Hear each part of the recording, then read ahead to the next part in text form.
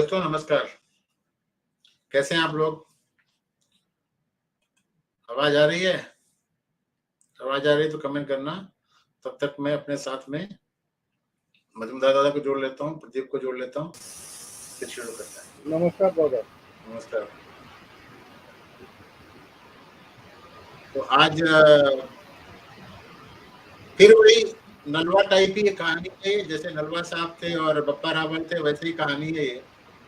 इन्होंने शाही जो डायनेस्टी थी, उन लोगों ने गजनी को और गजनी के पुरखों को काफी देर तक हिंदुस्तान में आके से रोका था और अपनी जान में खेल करके उनको रोका था। जब ये लोग नहीं रहे, उसके बाद में ही गजनवी ने हिंदुस्तान में आक्रमण करने का प्लान बनाया और आक्रमण किया और सक्सेसफुल रहा। तो इसमें सबसे जो इम्पोर्टेंट राजा हुए हैं वो राजा जयपाल हुए हैं। राजा जयपाल हिंदू शाही डायनेस्टी के काबुल के राजा थे। लगातार ये तुर्क थे ना, ये लोग गजनवी एंड ऑल, ये तुर्क थे। इनके आक्रमण हो रहे थे, इसलिए इन्होंने यहाँ से अपनी राजधानी को शिफ्ट कर लिया था। वो बाद में आएगा। और जब नहीं संभला तो राजा ने उनके ऊपर अटैक किया। उस अटैक में ऑलमोस्ट जीत गए थे, लेकिन तभी बर्फीला तूफान आ गया था। जब बर्फीला तूफान आ गया तो उस चक्कर में इनकी जो फौजें थी वो सर्दी की ज्यादा आदी नहीं थी और उसपे वो घबरा गई। तो राजा ने उनसे मतलब एक चिट्ठी लिखी कि भाई ठीक है, सर्दी आ गई है, वैसे तो हम लोग डरते नहीं है, फिर भी सर्दी के दिन के लिए थोड़ा सा छूट दे दो, बाद में देखा जाएगा। तो गजनवी ने मान लिया उसको। बाद में जब मामला शांत हो गया तो गजनवी ने फिर अटैक करना शुरू कर दिया। तो राजा ने सोचा कि अब चलो इनसे निपट ही लिया जाए।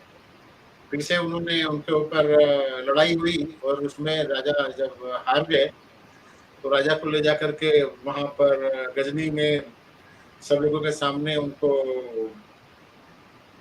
घुमाया, हथकड़ी बेड़ी लगा करके बेइज्जती किया और उनके लड़के को जो है वो अनंतपाल को अरेस्ट कर लिया था। बाद में अनंतपाल से उन्होंने समझौता किया। गजनवी ने बोला कि 60 हाथी दे दो तब हम राजा को छोड़ेंगे। तो उन्होंने 60 हाथी दे दिया और चक्कर में राजा को छोड़ दिया। लेकिन राजा को वो बेइज्जती इतनी ज्यादा बुरी लगी कि उन्होंने जब वापस आए तो उन्होंने बोला कि ठीक है, मुझे चिता में जलना है, और चिता लगा करके वो जल गए। उसके बाद फिर उनका लड़का था अनंतपाल, उसने भी काफी दिनों तक उनसे रेसिस्टेंस किया। फिर उनके लड़का एक और था त्रिलोचन पाल क्या नाम था उसका, उससे झगड़ा हुआ। मतलब हमारे हिंदू राजाओं ने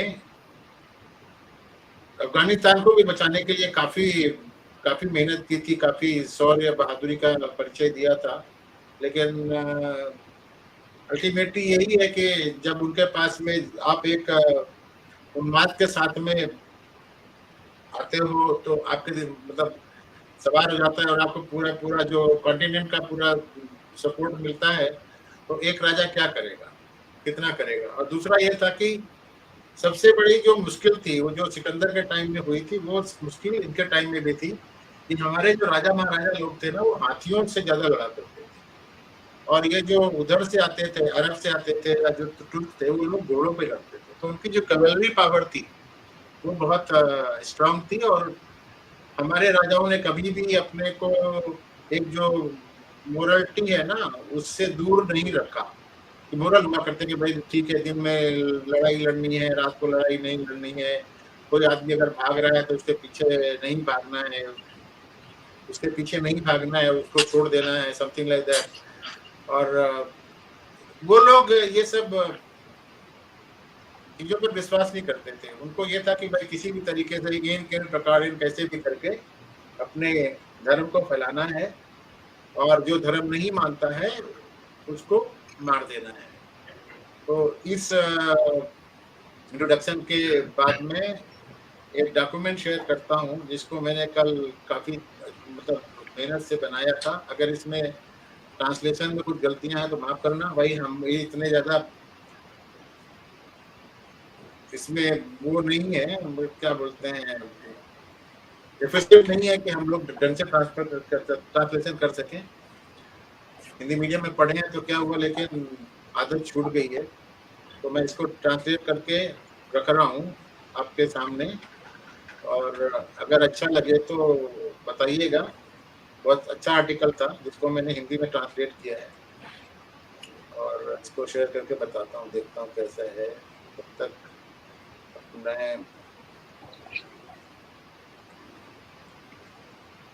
ये शेयर कर देते हैं। इससे पहले कि इसको शुरू करें, जय भारती साहब को नमस्कार बोलते हैं। जय भारती साहब नमस्कार, कैसे हैं आप?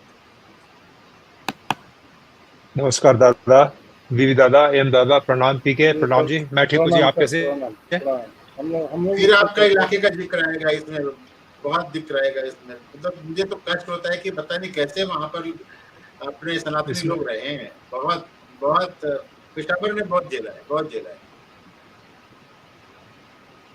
संस्पर्श दादा, एम दादा, वीवी दादा और जय दादा को। दादा, इससे पहले कि आप आगे बढ़े, कल हाँ, प्रणाम।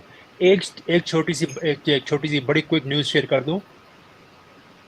कल की न्यूज है, जयपुर में कई हिंदुओं ने अपने घर के बाहर नोटिस लगा दिया कि ये मकान बिकाऊ है। वो पलायन का मामला, बस ये वियॉन पे वगैरह पर रिपब्लिक तो कवर नहीं करेगा, मेन मीडिया, ये बियॉन्ड जो इस तरह के चैनल्स हैं। तो एक एक दो औरतों की इंटरव्यू थी, तो बस ये मैं शेयर करना चाहता हूँ। ठीक है दादा, ओवर टू यू। वो तो होना ही है साहब, हम क्या बताएं। वहाँ की सरकार ही ऐसी है जो सिर्फ एक पर्टिकुलर कम्युनिटी को खुश करने के चक्कर में कुछ भी करने को तैयार रहती है। अभी जो जयपुर ब्लास्ट के चक्कर में जो हाईकोर्ट ने जजमेंट दिया था, और पुलिस के ऊपर काफी ज्यादा अटैक किया था कि पुलिस वालों ने गलत इंक्वायरी किया, ये किया वो किया, उसको सुप्रीम कोर्ट में जयपुर की, मतलब राजस्थान की सरकार लेके गई है। राजस्थान की सरकार ने जो पुलिस के ऊपर और डीजीपी के ऊपर और विजिलेंस के ऊपर जो कमेंट था उसको हटा दिया। क्या बोलोगे आप? मतलब मैं क्या बोलूँ, हम एडवोकेट होने के नाते ज्यादा बोलना नहीं चाहते, लेकिन बाकी पब्लिक को समझ में आता है कि क्या है वो। एक और बड़ी इंटरेस्टिंग चीज, रुकिए, ये आपको हंसी आएगी लेकिन एक बड़ा ज्यादा कटाक्ष है।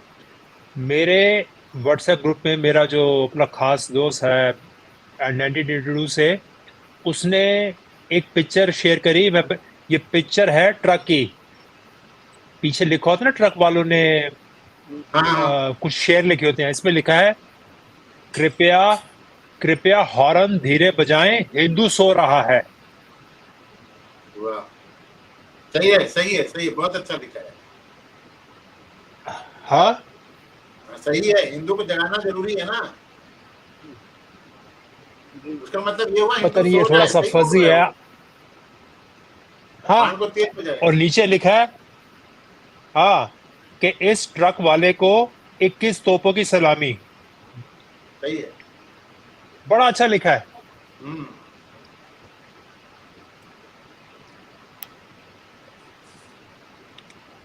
पढ़ा जाए इसको।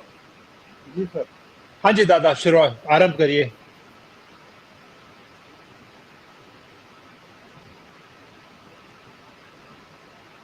सातवीं शताब्दी में जब अरबों ने अपनी विश्व विजय की शुरुआत की, तो उन्होंने भारत में हिंदू प्रतिरोध का सामना करना पड़ा। उन्हें काबुल और जाबुल की छोटी रियासतों ने 2 शताब्दियों से अधिक समय तक चलने वाली लंबी लड़ाई लड़ी। इन साम्राज्यों के शासक हिंदू शाही वंश द्वारा आक्रमणकारी तुर्की गिरोहों को फेंक दिया करते थे, उधर वापस कर देते थे। कीपैड बे, ये कीपैड बे होता है, खाड़ी को इन्होंने ब्रेक कर दिया। इन साम्राज्यों, जिन्हें एक रक्षात्मक दीवार के रूप में भारत के उत्तर पश्चिमी द्वारों की रक्षा अगले 1 और 3 चौथाई सदी में करनी चाहिए थी, मतलब 350 साल की बात कर रहा है। इस लेख में हम तुर्की के आक्रमण का सामना करने वाले शाही राजाओं की 3 पीढ़ियों के बारे में जानेंगे। जब अरब दुनिया को जीतने के लिए निकले, तो सिंध के 3 हिंदू राज्य काबुल, कपीशा और जाबुल जबला या जबलिस्तान भारत की उत्तरी पश्चिमी सीमा पर शासन कर रहे थे। स्वाभाविक रूप से वे सबसे पहले आक्रमणकारी इस्लामी अरब ताकतों का खामियाजा भुगतने वाले थे, क्योंकि वहीं पर उनका वो था तो वहीं से उनकी एंट्री हुआ करती। काबुल पर शाही तिब्बती मूल के तुर्क शाही नामक हिंदू राजवंश का शासन था, जिसे मूल रूप से लिटिल यू ची शासक माना जाता था, जो काबुल की नदी घाटी से लेकर ऊपरी स्पेना हिंदुकुश पहाड़ चौथी ईस्वी पूर्व महाराजा समुद्रगुप्त की प्रयागराज प्रशस्ति उनके दरबारी कवि हरिसेन द्वारा रचित इस राजवंश के राजाओं को क्या बोला गया है? दैवपुत्र सही शाहनुशाही शक बरुंदही के रूप में कहा गया है। काबुल रियासत के दक्षिण में जबला का राज्य था, जिसमें हेल्मंड नदी के ऊपरी घाटी शामिल थी और उसमें सिस्तान शामिल था। इस राज्य के हिंदू राजा ने शाह या सैया की उपाधि धारण की। इतिहासकार आरसी मजूमदार कहते हैं 7वीं शताब्दी ईस्वी में इन दो राज्यों ने राजनीतिक और सांस्कृतिक रूप से भारत का हिस्सा बनाया। भाषा, साहित्य और धर्म में भारतीय होने के नाते और भारतीय नामों वाले राजाओं द्वारा शासित किया गया। मतलब ये पूरा इंडिया की तरीके से बिहेव करते थे। शक्तिशाली अरबों के खिलाफ काबुल और जाबुल के हिंदू राजाओं का महाकाव्य संघर्ष 650 से 860 ईस्वी तक से 2 शताब्दियों से अधिक समय तक चला।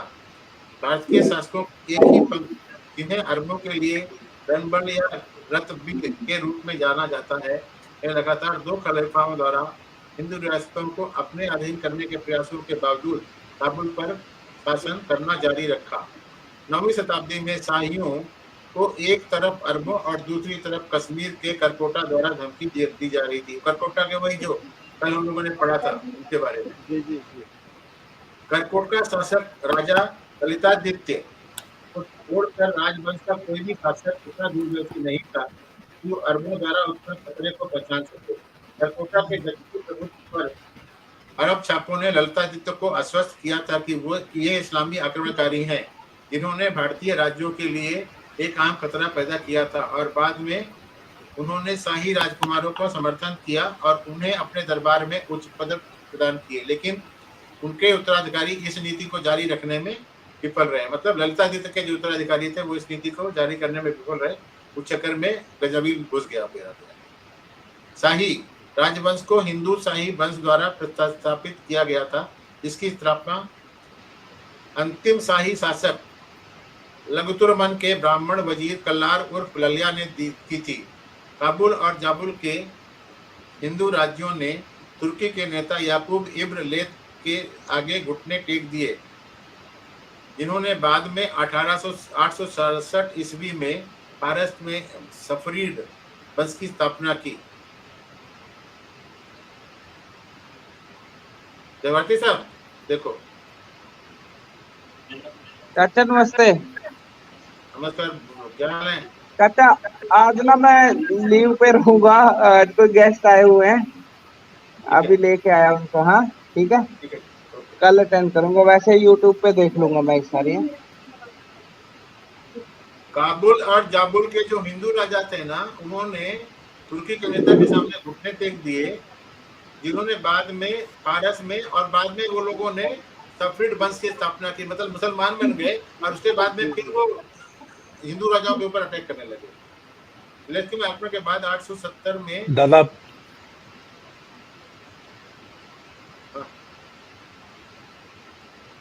हेलो दादा आपने मेरा नाम लिया ना, तो मैं थोड़ा दूर था। मैंने कहा कि ये जो काबुल और जाबुल में जो हिंदू राजा थे ना, उन्होंने टर्की राजा के सामने घुटने टेक दिए और बाद में उन लोगों ने अपनी एक सफरीड वंश की स्थापना की और बाद में फिर इन लोगों ने अटैक करना शुरू कर दिया। मतलब पहले कन्वर्ट हो जाओ, कन्वर्ट होने के बाद में मतलब कुछ ज्यादा ही कट्टर बन जाता है आदमी, लगता है। वही दादा सेकंड थर्ड जनरेशन तो कट्टर हो जाती है ना। फिर लेथ के आक्रमण के बाद 870 में के बाद जाबुल स्थायी रूप से हिंदुओं के लिए खो गया था, क्योंकि जाबुलिस्तान के शासक की मौत हो गई थी और लोग इस्लाम में परिवर्तित हो गए थे। इसके बाद जाबुल राजनीतिक और सांस्कृतिक रूप से भारत से संबंधित नहीं रहा। जैसे ही वो कन्वर्ट हुए वैसे उन लोगों ने इंडिया से नाता तोड़ दिया और टर्किश उसमें चले गए वो। हालांकि काबुल ने आजादी हासिल कर ली और लत के सामने थोड़े समय के लिए घुटने टेकने के बाद हिंदू शाही साम्राज्य का हिस्सा बन गया।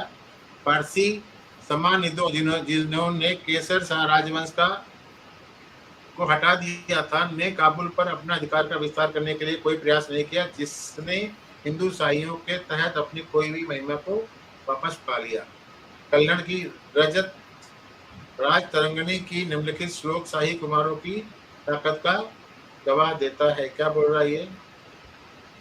The illustrious Lalia Shahi, who placed between the ruler of Dards and Turus as between a lion and a boar. अच्छा, the symbol Aryavart between the Himalaya and Vindhya, in whose town of Udabada kings found safety just as the mountain in the ocean, when threatened by the dangers of having their wings cut by Indra, whose mighty glory outshone the kings of not just as the sun disk outshine the stars in heaven. वाह क्या बात है। उन्होंने काबुल की हार के बाद अपनी राजधानी बुद्धानपुरा में स्थापित कर दी और 10वीं शताब्दी में भी भारत के उत्तरी पश्चिमी द्वारों के रक्षक बने रहे। 10वीं शताब्दी में भी जब तुर्की सेना के रूप में इस्लामी आक्रमण की अगली लहर ने भारत को धमकी दी, हिंदू शाहियों को हिंदुस्तान के राय के रूप में जाने लगा। अच्छा, राय बन गए अभी ये लोग। शाहियों ने कन्नौज के कश्मीर राजाओं, मुल्तान के अमीरों और गुर्जर प्रतिहारों की शक्तियों को कमजोर होने का लाभ उठाते हुए 5 नदियों की भूमि में अपने राज्य का पुनर्निर्माण करने में सफलता प्राप्त की।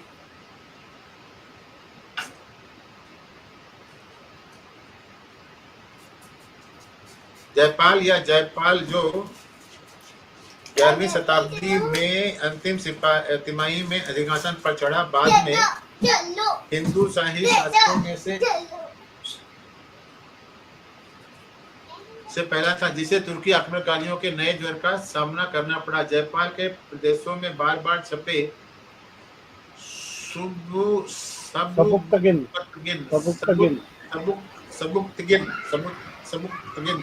द्वारा किए गए थे, जो 977 में सिंहासन पर चढ़े थे। छापे की इतनी आवृत्ति थी, मतलब इतनी बार किया कि उल्वी के अनुसार जयपाल ने कार्रवाई करने और हथियार उठाने के अलावा कोई उपाय नहीं देखा। दुर्भाग्य से जयपाल गजनी के क्षेत्र के खिलाफ 2 छापे मारकर आक्रामक हो गए। उसमें से पहला हमला 986-87 के आसपास हुआ था। ये कई दिनों तक चलने वाली एक लंबी लड़ाई थी, जिसमें सबुतिगन की सेना, जिसमें उसके बेटे महमूद भी शामिल थे, हिरास हो गए। यदि ये एक बर्फीला तूफान और बारिश के लिए नहीं होता, जिसमें जयपाल को शांति के लिए बातचीत शुरू करने के लिए मजबूर किया होता, तो निश्चित रूप से इस्लामी सेना पूरी तरह से समाप्त हो जाती। तो बर्फीला तूफान ने गड़बड़ कर दी। कुतुबी ने सबुक्तगिन को राजा जयपाल के संदेश को उद्धृत किया। आपने भारतीयों के बड़प्पन को सुना और जाना है, वे मृत्यु या विनाश से डरते नहीं हैं। ये चिट्ठी लिखी थी उन्होंने। सम्मान और प्रसिद्धि के मामले में हम खुद को उन्हें हुए मांस की तरह आग पर और सूरज की किरणों की तरह खंजर पर रख देते हैं। हालांकि शाही साम्राज्य के फलते फूलते और आबादी वाले शहर लमघन पर छापा मारने के तुरंत बाद सबुतगिन के रूप में शांति अल्पकालिक थी। इस हमले के बाद जयपाल ने अन्य हिंदू राजाओं से मुस्लिम आक्रमणकारियों के खिलाफ मदद की अपील की। फरिश्ता के अनुसार, हालांकि किसी अन्य समकालीन प्राधिकरण द्वारा इसकी पुष्टि नहीं की गई है, पड़ोसी राजाओं विशेष रूप से कलिंजा, कन्नौज, अजमेर और दिल्ली के राजाओं ने शाही शासकों को मैन पावर दिया और फाइनेंशियल पावर दिया की आपूर्ति की। ये संभव है कि तोमरों, चहमानों और चंदेलों ने इस्लामवादियों द्वारा उत्पन्न खतरे को महसूस करने के बाद हिंदू शाहियों की सहायता की हो। जयपाल द्वारा गजनी की बढ़ती ताकत को कुचलने का ये अंतिम प्रयास पूर्व की हार में समाप्त हो गया, लेकिन हिंदू सैनिकों द्वारा एक भयंकर और वीरतापूर्ण लड़ाई से पहले नहीं। सबुक्तगिन ने अपनी जीत के बाद लमघन प्रांत पर कब्जा कर लिया। अपनी हार के बाद जयपाल ने गजनवियों के खिलाफ कोई अन्य आक्रमण शुरू नहीं किया। 998 ईस्वी में महमूद के राज्यारोहण ने गजनवियों और हिंदू शाहियों के बीच सत्ता को पुनर्जीवित कर दिया। जयपाल ने 1001 में महमूद के प्रतिरोध के पेशकश करने के लिए अपने सैनिकों को इकट्ठा किया। जब बाद में पेशावर तक आगे बढ़ने में कामयाब रहे, इसके पहले कि जयपाल अपनी सेना को पूरी तरह से लामबंद कर पाता, महमूद ने अपना हमला शुरू कर दिया और कड़ी लड़ाई के बाद महमूद ने जयपाल और उसके परिवार को बंदी बनाकर जीत हासिल की। हालांकि जयपाल को बाद में 50 हाथियों के बदले में रिहा कर दिया गया, लेकिन यह सुनिश्चित करने के लिए कि संधि का उल्लंघन न हो, उसके बेटे को बंधक बना लिया गया था। कहा जाता है जयपाल ने अपने आदेश पर तैयार की गई अंतिम संस्कार की चिता में खुद को आग लगा ली, क्योंकि वो मुसलमानों के हाथों अपनी कैद के बाद खुद को सिंहासन के लिए अयोग्य मानते थे। जयपाल का उत्तराधिकारी उसका पुत्र अनंतपाल था, जिसने 1005 से 1006 ईस्वी में पेशावर के पास एक लड़ाई में महमूद को शामिल किया था। उसके कुछ ही समय बाद महमूद को अपने राज पर तुर्की नेता इलक खान द्वारा अपने राज पर हमले का सामना करने के लिए गजनवी लौटने के लिए मजबूर किया गया, जो अनंतपाल के बेटे सुखपाल के प्रभार में अपने भारतीय क्षेत्रों को छोड़कर इस्लाम में परिवर्तित हो गए थे और अनंतपाल के बेटे सुखपाल के प्रभार में अपने भारतीय क्षेत्रों को छोड़कर इस्लाम में परिवर्तित हो गए और नवासा शाह का नाम दिया। महमूद की वापसी के बाद सुखपाल हिंदू धर्म में वापस लौट आए। अच्छा, अनंतपाल उदारता के एक अनावश्यक प्रदर्शन में न केवल अपने लाभ के लिए स्थिति का फायदा उठाने में विफल रहे, बल्कि इलाक खान के खिलाफ महमूद को मदद की पेशकश भी की। ये हिंदुओं में ये बड़ी गड़बड़ थी, इतनी लड़ाई होने के बावजूद भी उसको मदद भी किया उसने। अनंतपाल ने अपनी बेटी की सहायता भी नहीं की, जिससे उसके विद्रोह के बाद जल्दी ही बंदी बना लिया गया और जीवन भर के लिए कैद कर लिया गया। महमूद ने 1008 में पूर्वी सीमा पर हमला शुरू किया, जिसके अनंतपाल की उदारता वापस कर दी थी। अनंतपाल का हाथी अनियंत्रित हो गया और हिंदू सेना को अस्पत छोड़कर हिंदू के मैदान से भाग गया। महमूद ने शाहियों के प्रभुत्व में घुसपैठ की, लेकिन लाहौर अनंतपाल के राजा की आशंका के कारण आगे बढ़ने में नाकाम रहे। अच्छा, महमूद के रईसों ने उसे भारत में आगे बढ़ने की इच्छा रखने पर हिंदू शाहियों को पूरी तरह से खत्म करने की आवश्यकता पर बल दिया। अकॉर्डिंगली महमूद ने 1013 में अनंतपाल के बाद त्रिलोचन पाल के खिलाफ चढ़ाई की। त्रिलोचन पाल और उसके पुत्र भीमपाल, जिसे निडर भीम के नाम से जाना जाता है, कश्मीर की पहाड़ियों में चले गए, जहां उन्होंने एक संकीर्ण और दुर्गम दर्रे के भीतर एक स्थिति बना ली थी। कश्मीर के शासक संग्राम राज ने त्रिलोचन पाल को जवाब दिया और हिंदू शाही शासक की सहायता के लिए अपने प्रधानमंत्री तुंगा को एक बड़ी सेना के साथ भेजा।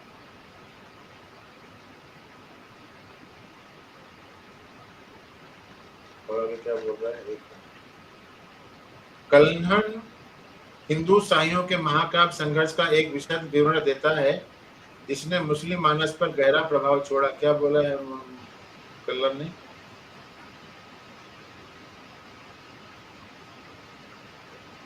जय भारती मज्जी मजुमदार दादा, देखो श्री त्रिलोचन पालस्य सहाय कार्थिना देशम ततो मार्गशीर्षे मासिता विसर्जनम राजपुत्र महामत्यासामंता दिनिरतम दिनिरंतरम सैन्य तमन्वगादिभूरि। क्या है ये?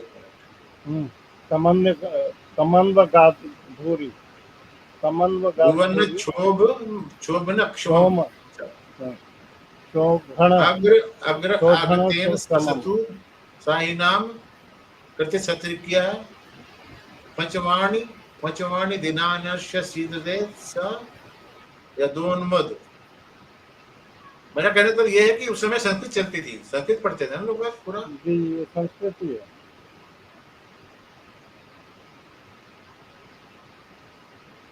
और भी बहुत है। अच्छा, इसके बारे में क्या है, आगे क्या है? ट्रांसलेशन नहीं है इसका। In the month of March है ना? जी जी। इन द मंथ ऑफ मार्गशीर्ष, मतलब जो दिवाली के बाद माघ आता है। महीने, माघ महीने में। नहीं, मार्गशीर्ष इज समथिंग डिफरेंट। ये जो अच्छा। कार्तिक के बाद में मार्गशीर्ष आता है ना, शिशिर ऋतु वाला। हाँ हाँ हाँ हाँ। अश्विन, कार्तिक, फिर मार्गशीर्ष आता है, उसके बाद में पौष, पौष, फिर माघ पौष आता है। बोलते हैं ना, पौष बोलते हैं ना। पौष के बाद में हाँ फिर माघ आता है। ये माघ हाँ पौष से पहले वाला है। हाँ हाँ। अच्छा। शिशिर ऋतु में जो जी माघ जी वाला होता है वो तो शीत ऋतु में हो जाता है ना। ये जी जी। The king dispatched him to the country of illustrious Shahi Trilochana Pada, who has asked for पाला। help. A large army surrounded by many Rajputras, chief councillors, feudal chief, and other of rank capable of making the earth shake, followed him. When he, together with his son, had been hospitably received by the Shahi, who had gone to meet him and had been in the land of for 5 or 6 days, the Shahi noticed that they gave no thought to night watches, the posting of the scouts, to military exercises and other preparation proper for an attack, and spoke thus to Tunga, who was intoxicated. दारू P के बैठा हुआ था। अच्छा नहीं, with self confidence, with self confidence, अच्छा with self Until confidence. you have become acquainted with the Turk warfare, you should post yourself on the scrap of this hill, keeping idle against your desire. Acha. This good counsel of Tirunusana Pala, he in his pride did not accept, Except, but remained together with his troop, eagerly looking out for battle. Thence he crossed with rather a small force to the other bank of Tausi and defeated the corps with which Hamir had sent on reconnaissance. Acha. Though he was filled thereupon with pride, the Shahi experience in war repeated again and again the same advice he he had given before. Blinded by his desire for battle, he did not accept the Shahi counsel. Advice is no use for those whose destruction is near. क्या बात लिखी है। In the morning, then came in furry and full of battle array, the leader of the Taruska army himself, skilled in stratagem. Thereupon the army of Tunga dispersed immediately. The Shahi force, however, seen for some time moving about in battle. Even when the Shahi army was gone, Jasimha rushed about fighting also Srivardhana and Vibramarka, the Damaracha.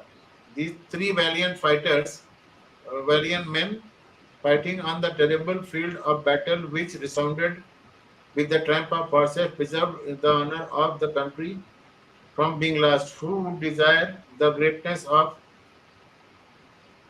would describe the greatness of Tilochan Pala, whom numberless enemies even could not defeat in battle? Achha.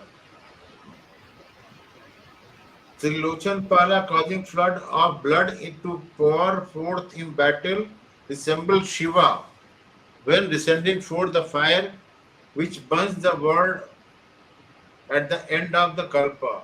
After fighting crores of armor clad soldiers, से कुछ ज्यादा ही लेना है, एक्सैगरेट नहीं किया, crores बोल रहा है। जी जी जी। ये तो वो थे ना, कलन तो कवि थे ना, तो ये थोड़ा सा पेज में लिखेंगे ना। जी जी, कवि Was experienced in affair came forth suddenly for among the foes passing when Tilochana Pala had gone afar. The whole country was overshadowed by host of fires. चंडाल। चंडाल्स कुछ कंडाल लिखा है शायद, वही है ना? क्या लिखा है? चंडाल। Cloud of अच्छा, locust. Even after he had obtained his victory, Hammer did not breathe freely, thinking of the superhuman prowess of the illustrious Tiruchapala.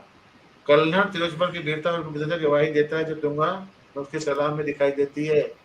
ये तब तक नहीं था जब तक हिंदू सेनाएं युद्ध के लिए मैदानों में खींची नहीं गई कि मुस्लिम सेनाएं उन्हें खत्म करने में कामयाब रहे। फिर भी त्रिलोचन पाल और उसके बेटे निदर भीम ने कश्मीर की पहाड़ी जिले लोहारा से कुछ और वर्षों तक संघर्ष जारी रखा, जहां वे अपनी हार के बाद सेवानिवृत्त हो गए। 1021 में तिरुचलपार और 1026 में उनके बेटे निधर भीम की हत्याओं के साथ हिंदू शाहियों पर पर्दा डाला गया, जिन्होंने आक्रमणकारियों से अपने अंतिम सांस तक लड़ाई लड़ी। निसंदेह उन्होंने कुछ सामरिक त्रुटियां की, लेकिन वे महान वीरता और तप का प्रदर्शन करते हुए भारत के उत्तरी पश्चिमी द्वार के संरक्षक के रूप में सही मायने में खड़े रहे। डॉक्टर मिश्रा के शब्दों में अंततः तुर्कों के बार बार होने वाले हमले के खिलाफ ध्वस्त हो गए, जिसका नेतृत्व उनकी जाति के समान के सबसे महान सेनापतियों में से एक ने किया था। लेकिन शाही राजाओं की 3 पीढ़ियों ने युद्ध के मैदान में खुद को बलिदान कर दिया। ये है इंट्रो, या जैसे जो भी समझो हिंदी में है ये कहानी। 3 जनरेशन के बाद ये परास्त हो गए।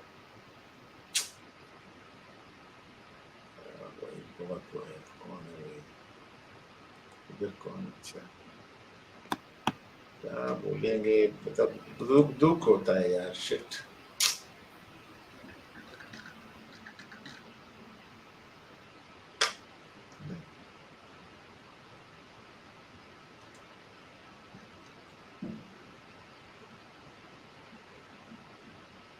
प्रदीप जी,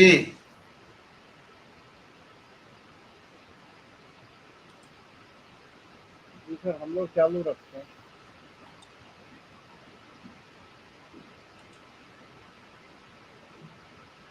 एक मिनट मैं इसको कुछ और किया था वो बताता हूँ।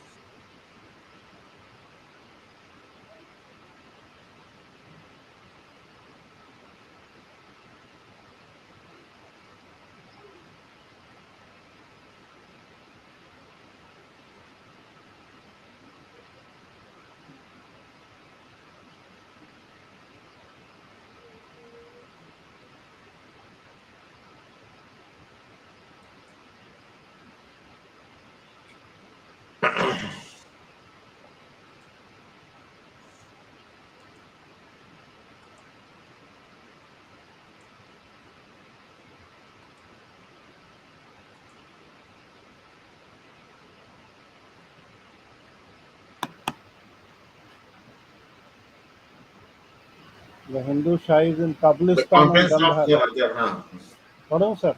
इसको एक थोड़ा सा मैं और बड़ा कर देता हूँ इसको। नहीं, पढ़ लूंगा मैं, कोई दिक्कत नहीं। The Hindu Shahis in Kablistan and Gandhara and the Arab conquest.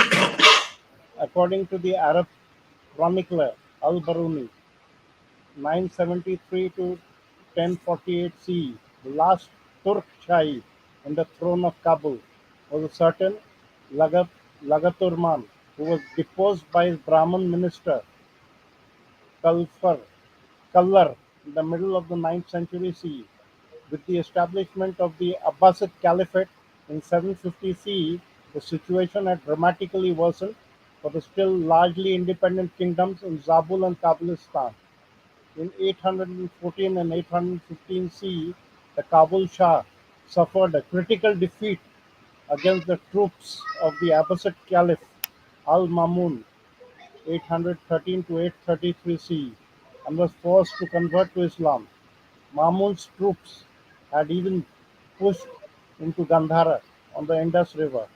The annual tribute that the Kabul Shah subsequently had to pay the Abbasid governor of Khorasan entailed 15 lakh dirhams and 2,000 slaves per year. The Turkic dynasty of the kings, which had ruled Kabulistan and Gandhara for nearly 200 years, came to an end under these politically and economically tense circumstances. Under the new ruling dynasty called the Hindu Shahis by Al-Baruni, the political center of the kingdom successfully moved from Kabul to Udhana Udhandapura, Udabhandapura in Gandhara, present-day Hund, Pakistan, which offered more security from Arab attack. And they did not have to wait for long. Yaqub bin Layth al-Safar rose to be the most powerful man in East Iran around 861 CE. His first goal was Zabulistan, which he finally defeated in several campaigns in 870-871 CE. In the same year, he continued on to Kabul, where the Kabul Shah was taken prisoner and the holy temple plundered. 50 standing statues of gods made of gold and silver are said to have fallen into his hands and were sent to the Caliph in Baghdad. After his death, Yaqub had transferred the government affairs to a vice-regent, but, but it seems that the Hindu Shahs managed to regain Kabul in 879 CE. The Samanid ruler Ismail I, 892-907 CE, ultimately drove out the Hindu Shahis around 900 CE, but the dynasty remained in power in Gandhara and the Punjab until the beginning of the 11th century. Uh, The coins of the Hindu Shahis in the obverse. छोड़ दो, रहने दो, ये सब coins के बारे में बता रहे हो. हाँ हाँ हाँ.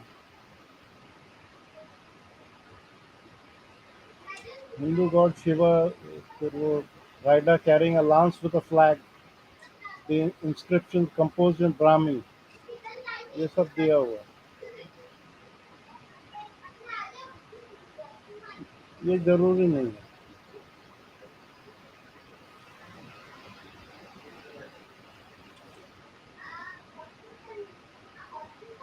आई थिंक ये ज्यादा इम्पोर्टेंट होगा. ये बहुत जरूरी है, ये पढ़ना जरूरी है. एक मिनट देखो.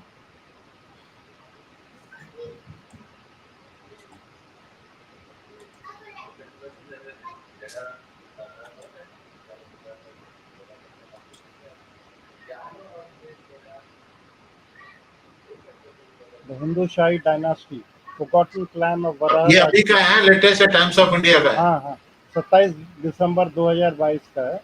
अमित सिंह जी लिखे हैं इसको. The Varas are the progenitors of the lesser-known dynasty which defended Bharat's western frontier against Mahmud Ghaznavi. It was only after successive kings of the Hindu Shahi dynasty, Raja Jaypal, Anandpal, were defeated that invaders could enter Bharat and create mayhem during the medieval period. Varas have not found their way in the history books written by most Indian historians, and only passing remarks are mentioned by those who have taken note of their presence. DNA analysis and historical documents confirm the Vara are the Central Asian Hephthalites, or Alkhan to be more specific. In the Gandhar and the Punjab region, they are known as the Turk Shahi and later the Hindu Shahi. They finally settled in western central North India and adopted the local religion and traditions. Thus, their character has changed as they migrated, and the Vara have adapted to new cultures and religious followings.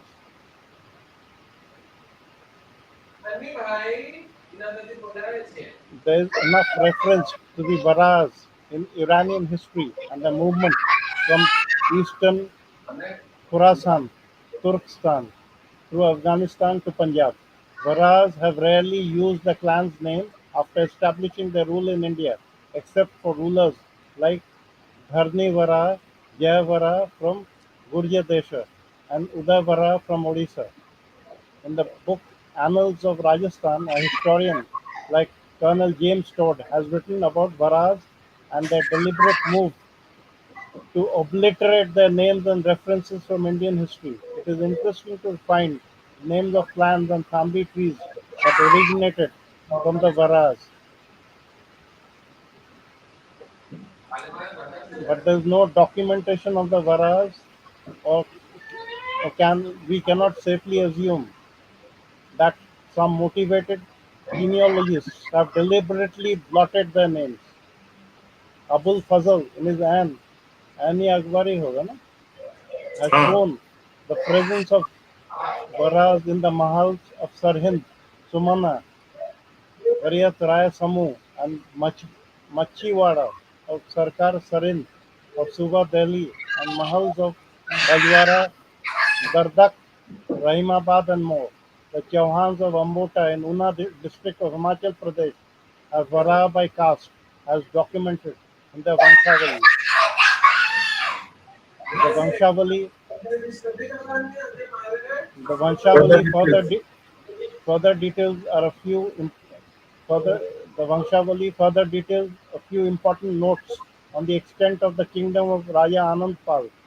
His capital was in Bhatinda, and he ruled over the hills of Shimla, Dehradun,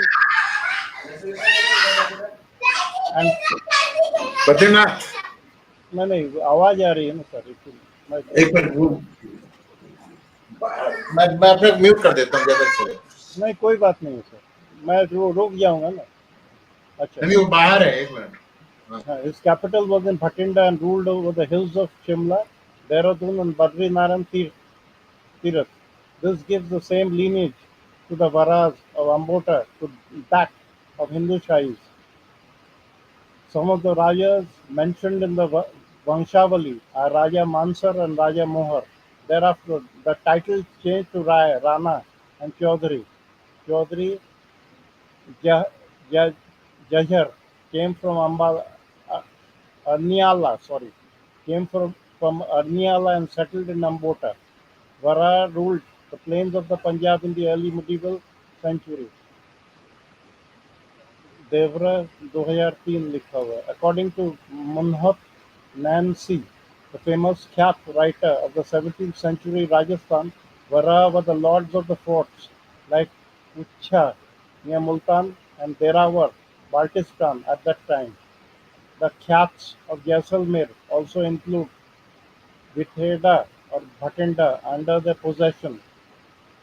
Bhatinda's fort, the oldest fort in India, was built between the 4th and 6th century AD by Raja Dhab, who was a Vara Rajput. The presence of Vara in the region of Baluchistan has also been mentioned in the work of James Todd. Munhot Nancy too informs that the territory lying between Hakra and Derawar, along with the forts of Uchha near Multan and Derawar in the upper Sindh, were parts of their possession. The Hindu Shahis were the last known great Vara dynasty who were forced to retreat to Kashmir and the interiors of Himachal Pradesh after repeated invasions by Mahmud Ghaznavi. During the Mughal rule, most of them converted to Islam. A handful of them who did not convert moved into the hills of Himachal Pradesh to escape from the oppression and thus probably did not reveal their identity. The ancestors of the Varas are associated with famous forts like those at Chittorgarh, Kangra, and Bhatinda, to name a few. Temples like the famous Somnath Temple in Gujarat, the Multan Sun Temple, universities like the Sharda University in Kashmir. They donated to the construction of Buddhist stupas and the famous Bamiyan Buddha statues. They ruled over western, northern, and central India during the medieval period after having ruled in the Khorasan region of Central Asia, now North Iran and Afghanistan. Varas have defended Bharatvarsha's northern frontiers with valor and courage, offering supreme sacrifices to ward off invaders. The name Vara is derived from their avatar of Lord Vishnu, Vara meaning the boar in Sanskrit, which it took in the Satya Yuga. Lord Vishnu is incarnated in this avatar as a boar to protect the earth, Prithvi. The name also appears in Central Asian and Iranian tribes, also known as Indo-Scythic tribes, as Varas, Bara, which has the same meaning. The book, the journey of the Varas can be traced from Mongolia through Central Asia to the 4th-5th century AD, Gandhara in the 9th to 10th century, and Punjab, Himachal Pradesh. The Indo-Scythic tribes trace their origin to Hephthalites.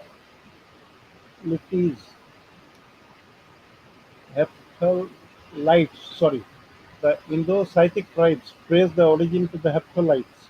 The Hephthalites originated from North China as a Yongnu tribe at the beginning of the 1st century. Due to the prevailing internal strife and unsettled political atmosphere, they migrated west towards Central Asia. As they moved, hordes of other tribes joined them too.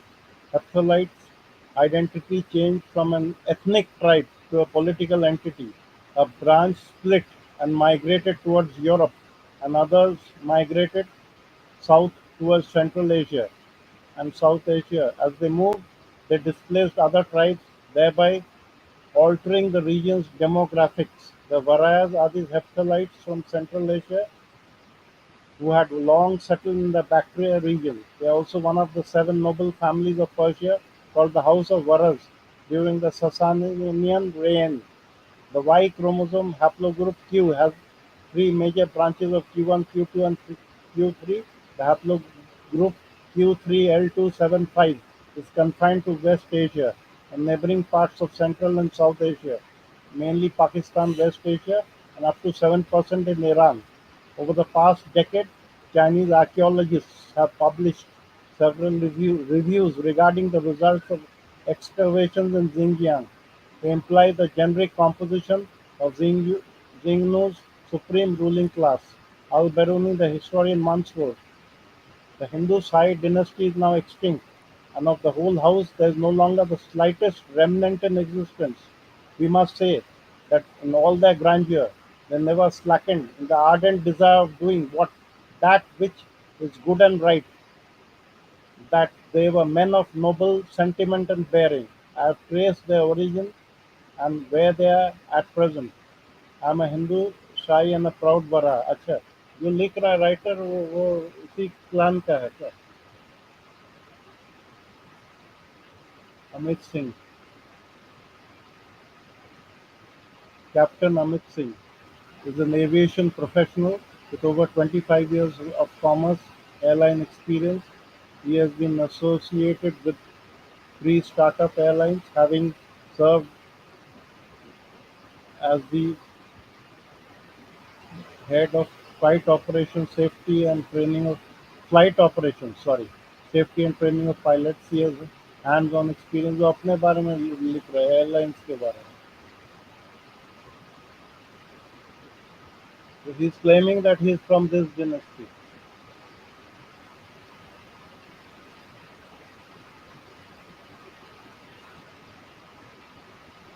बोलने का मतलब ये है कि this dynasty tried to ward off the invaders for quite a long time, but ultimately had to succumb.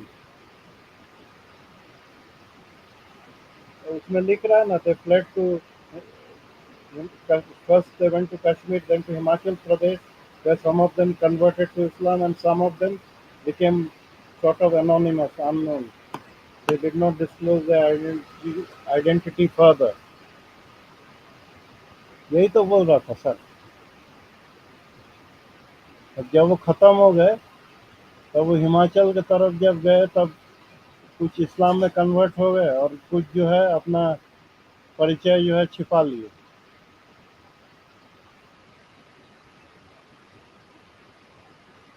Raja Jaypal, Dev, the savior of North India who invaded Ghazni, Hindu Shahi Brahman dynasty. The Hindu Shahi kingdom was also known as Rai's kings of Hindustan and present day of Afghanistan and Pakistan had bravely fought and resisted several Arab invasions. From the late 6th century CE, the Hindu Shahis were at constant war against the Arabs and the Caliph. We know that there was a Hindu king who was known as Ranbal or Ranbil in Islamic texts, who continuously defeated the Arabs. Later, this struggle was continued by new Hindu kings who adopted the title of Hindu Shahi Brahman, whose name has been forgotten in Indian history.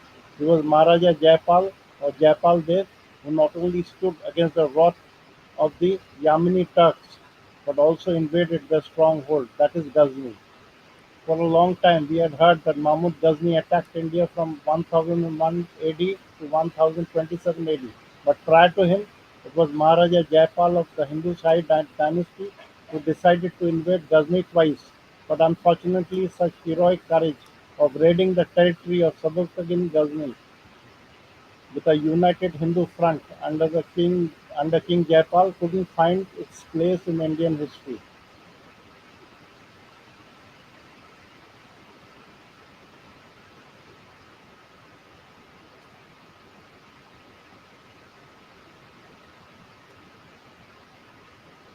ये मिलता है sir, एक एक line में मिलता है.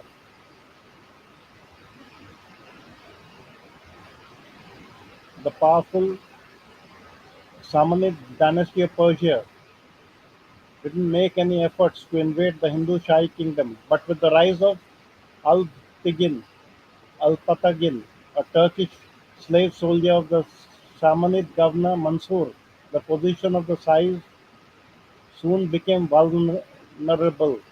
During the period of 870 CE, the Hindu Shahi lost Kabul and were forced to retreat.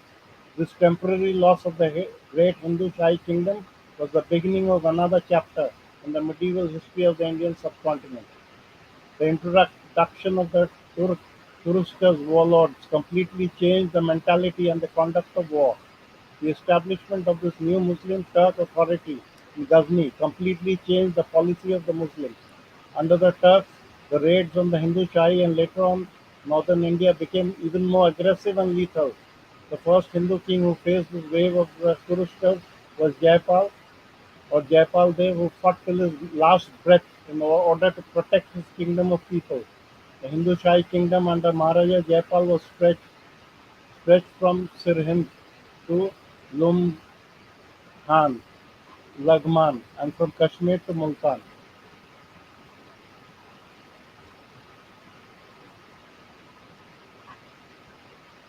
According to Farishta, Persian historian, the Hindu king Jaipal was aware of the rising threat at Ghazni and decided to make the fort of Vaihind or Bhatinda his stronghold for checking the repeated invasion of the Mohammedans. Another historian, Minhaj-e-Siraj, calls Jaipal the greatest king of Hindustan. He further adds that he is a very powerful state whose army was more numerous than the stars of heaven.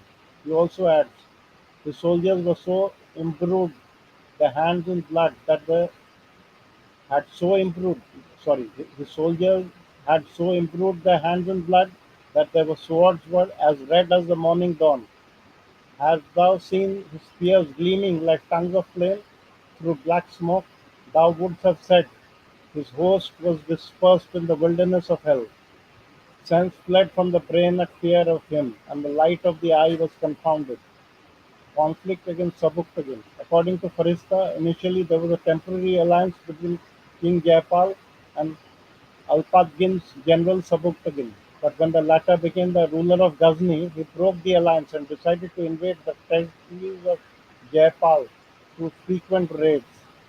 But King Jaipal was aware of this rising threat, and before Sabuktigin could raise his territory, the former assembled an army of almost all of his fellow allies and prepared to invade the stronghold of Sabuktigin, that is Ghazni. This plan of raiding the territory of the powerful Turks, who were not only superior in arms, cavalry, and logistics, but were ruthless warriors too, was the bravest decision ever taken by a Hindu king.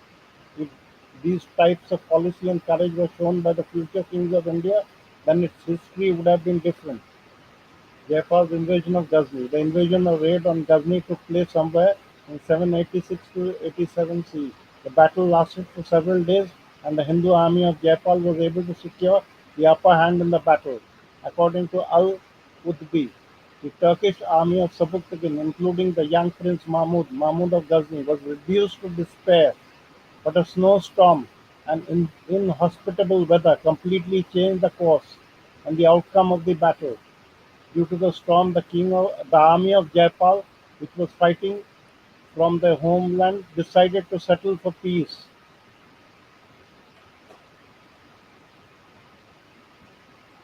King Jaipal wrote, "We have heard and know the nobleness of Indians, how that in seasons of extremity they fear not death or destruction.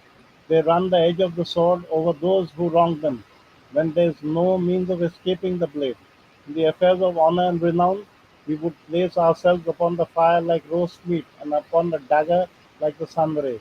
Quoted from Indian resistance to early Muslim invaders up to 1204 AD. These are the words of King Jaipal to Sabuktigin. If the snowstorm hadn't happened there, the story of the Yamani Turks would have ended there, and the raids of Mahmud Ghazni would never have happened.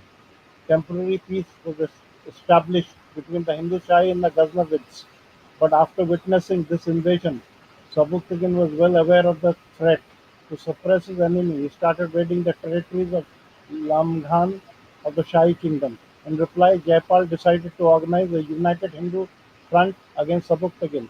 Neighboring kings of Chamans, Chandelas and Tomars organized their armies to help Jaypal. This was the last hope of the Indians to crush the Turks once and for all. The two armies then met on the fields of Lamghan.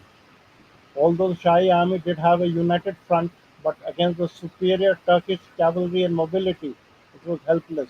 The Indians, from the invasion of Alexander the Great to the Huns, Parthians, and the Arabs of the Turks, had suffered from the lack of good quality of cavalry and logistical support. This has been proved time and again. With the military capability of Sabuktagin and their fierce cavalry, the battle resulted in the defeat of the Shahis after a fierce battle, and the territory of Lamghan was annexed by the Turks. Al-Utbi defined the battle as as follows: men and officers mingled in close conflict, and all other arms were useless except the swords. The dust which arose prevented the eyes from seeing. Swords could not be distinguished from spears, men from elephants, the valiant from cowards. Final showdown. After this battle, the conflict between the Shahis and the Ghaznavids continued for almost 2 decades. Mahmud the throne of Ghazni in rose to the throne of Ghazni in 998 CE, and in 10,001 CE he invaded Peshawar. Although alone and helpless, but full of indomitable courage, King Jaypal decided to stop the advance of Mahmud of Ghazni. Although prior to the battle, Jaypal didn't get enough time to mobilize his army in front of Mahmud, whose army was more than him. Jaypal's army consisted of 12,000 cavalry, 30,000 infantry, and about 200 to 300 war elephants.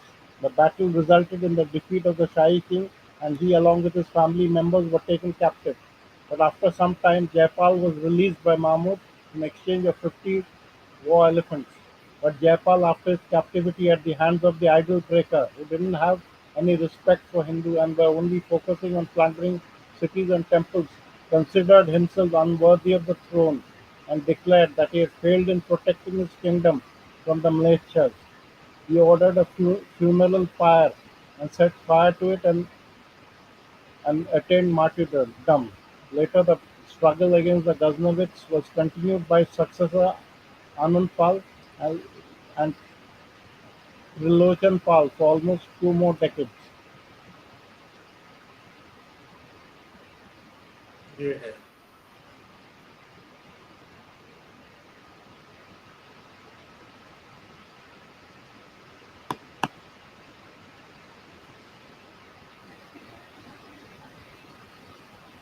Jain ji साहब बाहर क्या कर रहे हैं, अंदर क्यों नहीं आ रहे हैं?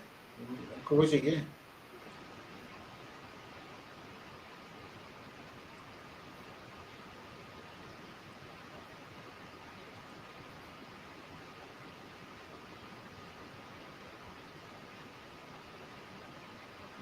साल सर इतना ही है? और करना है कुछ? बताइए, आप बताइए सर। नहीं नहीं, इतना बहुत है या और आगे चले? नहीं, उसमें तो सेम चीज रिपीट हो रहा है ना बार बार। ज्यादा लिखा नहीं गया है ना इनके बारे में, ये चक्कर है। इसीलिए वही चीज बार बार जितने भी आर्टिकल मिल रहे हैं वो एक दूसरे कॉपी कर रहे हैं वो लोग।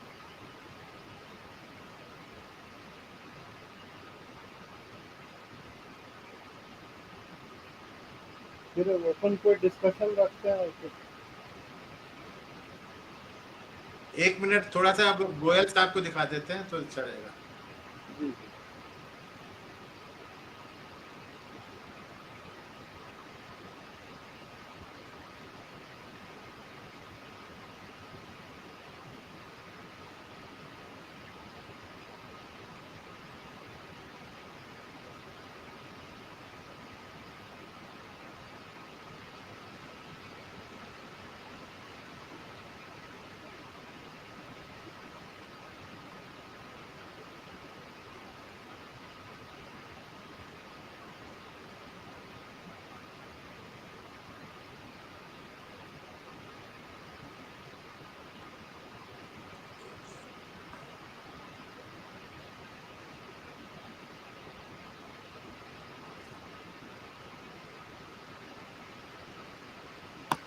नहीं, ये नहीं है, ये पढ़ लिया। वो गोयल साहब की बुक है ना? हाँ, ये जी जी।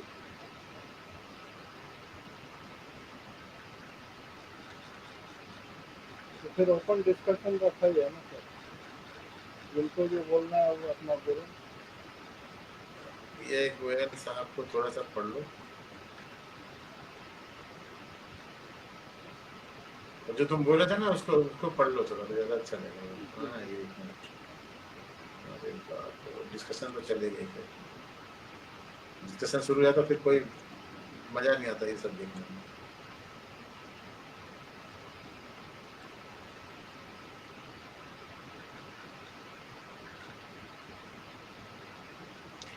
हिंदू सोसाइटी अंडर सीज, जी सीताराम गोयल, इसमें ये बहुत जरूरी है। Significance of Hindu society. The Hindu society is the only significant society in the world today which presents a continuity of cultural existence and functioning since time immemorial. Most other societies known to human history, East and West, North and South, have suffered a sudden interruption and undergone a traumatic transformation due to the invasion and victory of latter-day ideologies, Christianity, Islam, communism. The pre-Christian, pre-Islamic, and pre-communist cultural creations of these societies are now to be met only in libraries and museums, thanks to the labors of antiquarian scholars. Hindu culture can meet the same frightful fate if there were no Hindu society to sustain it. This is the point. एक minute, रुको रुको रुको,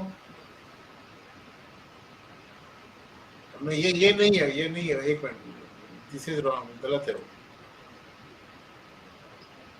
close current trial,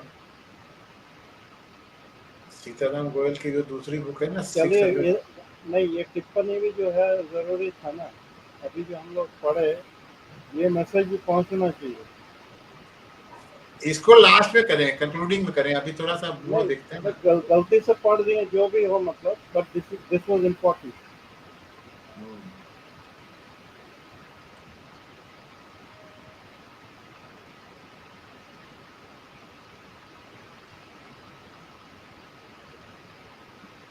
मुझे ये दिखाना था कि सीताराम गोयल ने हमारे हिंदुओं के बारे में 625 एडी से आगे क्या लिखा है उसके बारे में।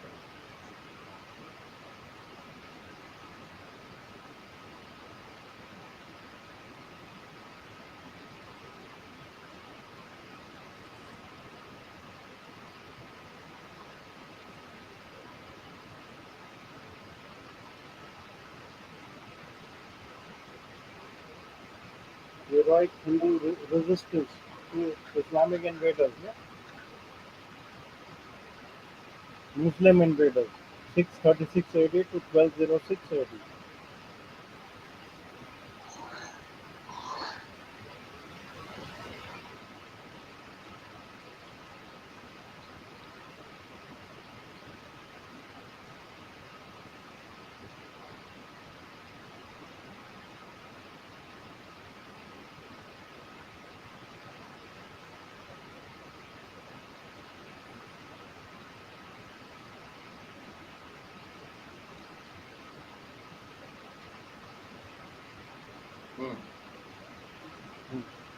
National perspective on Indian history.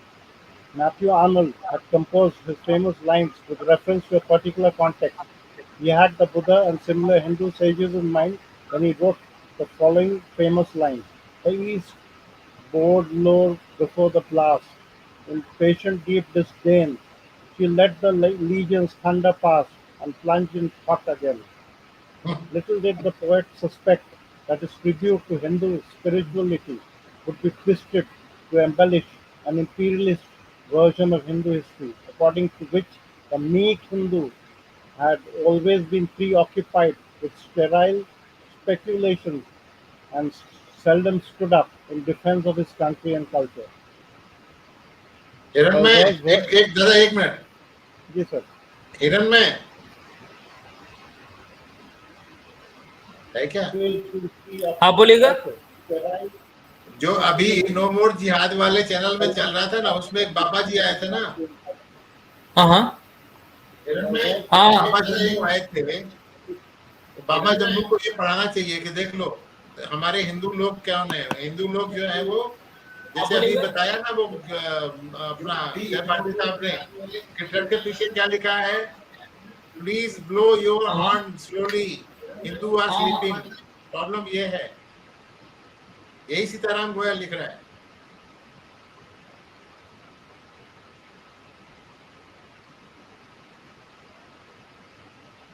Little did the poet. हाँ चलो। perverse version of Indian history. This version of Indian history was formulated by a few misinformed and motivated British historians, but many Hindus participated in popularizing this version in the mistaken belief that they were thus proving the superiority of India's spiritual culture over the materialistic civilization of the modern West. In due course, this became the standard law taught in our schools and colleges under the system of education sponsored by Christian missionaries and British bureaucrats. The same system of education has not only continued after independence but has also multiplied manifold. It has spread this version of Indian history to larger and larger segments of succeeding generations. Muslims and Marxist historians have promoted it with an ever-increasing zeal. They may not have any use for Hindu spirituality, but they find this version of Indian history very convenient for advancing their imperialist causes. In the process, India's history has become a history of foreign invaders: Aryans, Iranians, Greeks, Parthians, Scythians, Kushans, Arabs, Turks, Persians, Portuguese, Dutch, French, and British. Rather, a history of the greatest civilization which the world has known, and later on of Hindu heroism, which fought and ultimately frustrated all foreign invaders. India itself had become a subcontinent seething with a mass of heterogeneous humanity rather than an ancient and indivisible homeland.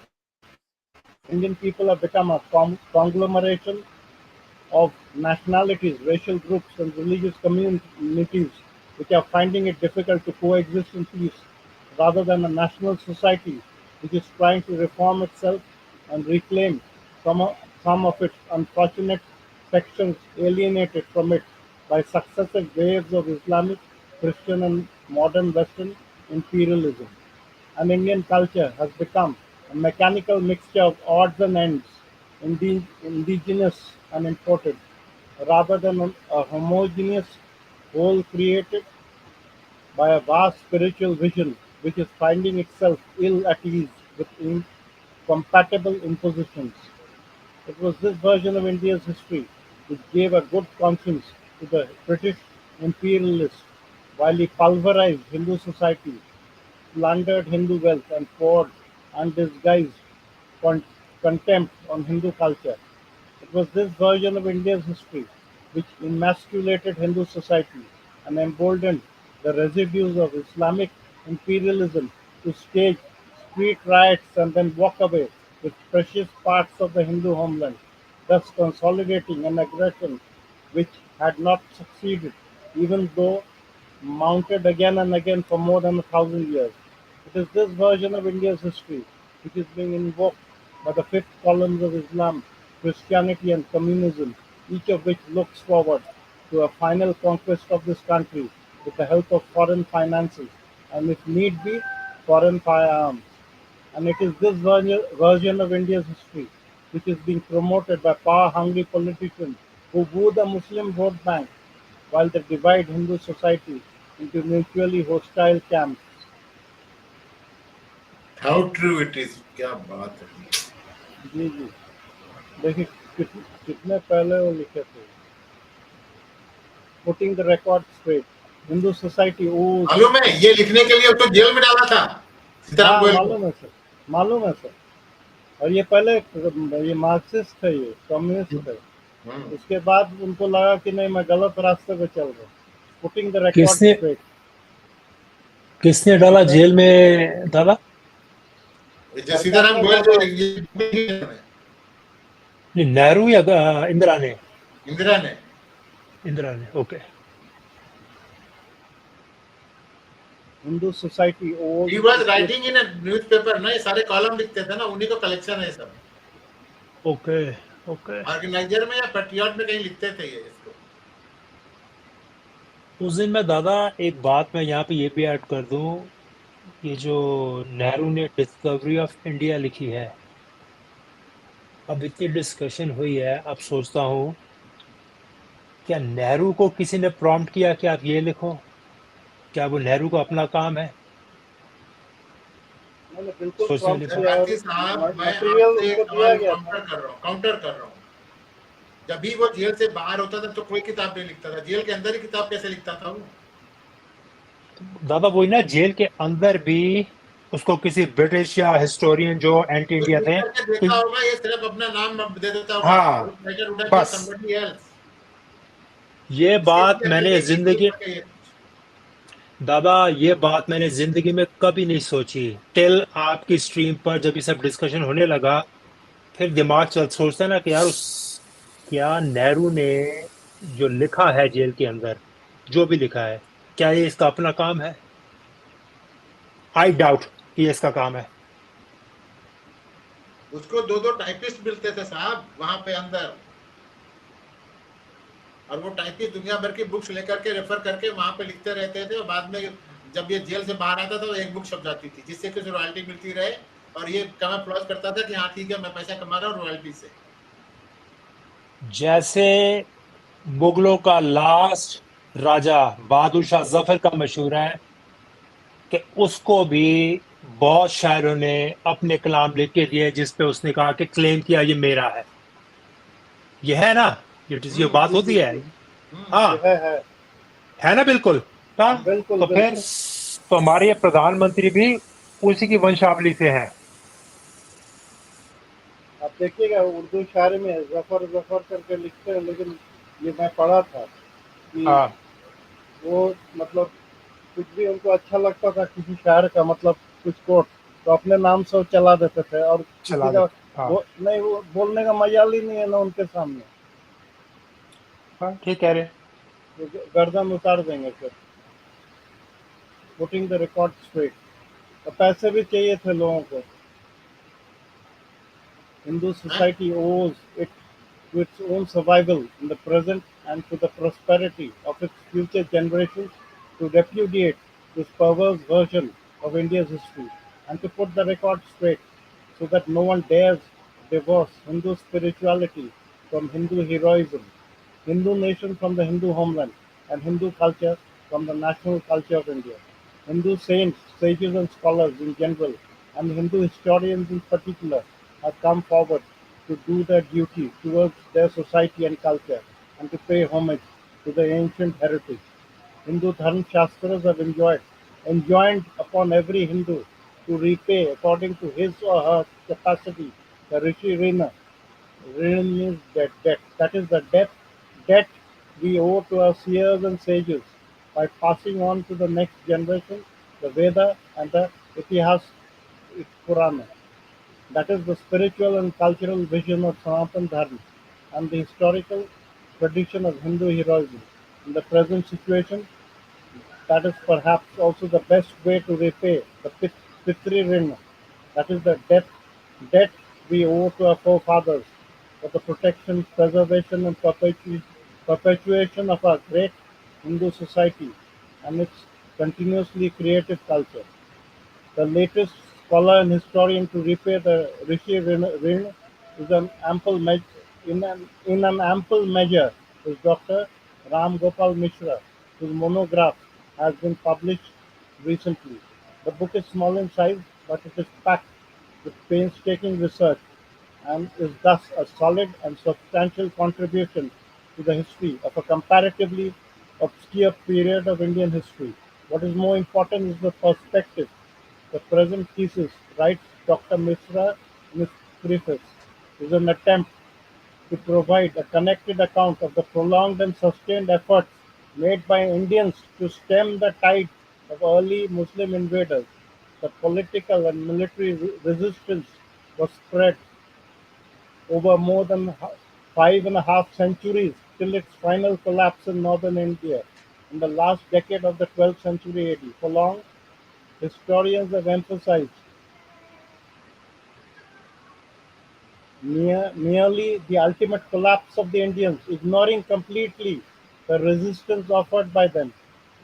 It is a fact of history that such sustained resistance as encountered by the Muslim arms in India was not faced by them in any other land conquered by them.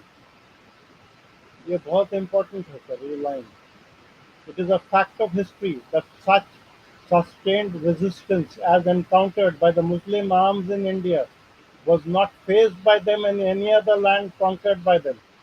The Indian resistance had another facet, which was the outcome of the resolute determination of the Indians to preserve their religious and cultural identity, while country after country, from the Straits of Gibraltar to the banks of the Indus, witnessed the rapid Islamization Islamization of their individual cultures. Even northern India managed to survive as a predominantly heathen land even after 5 centuries of Muslim rule. Yes.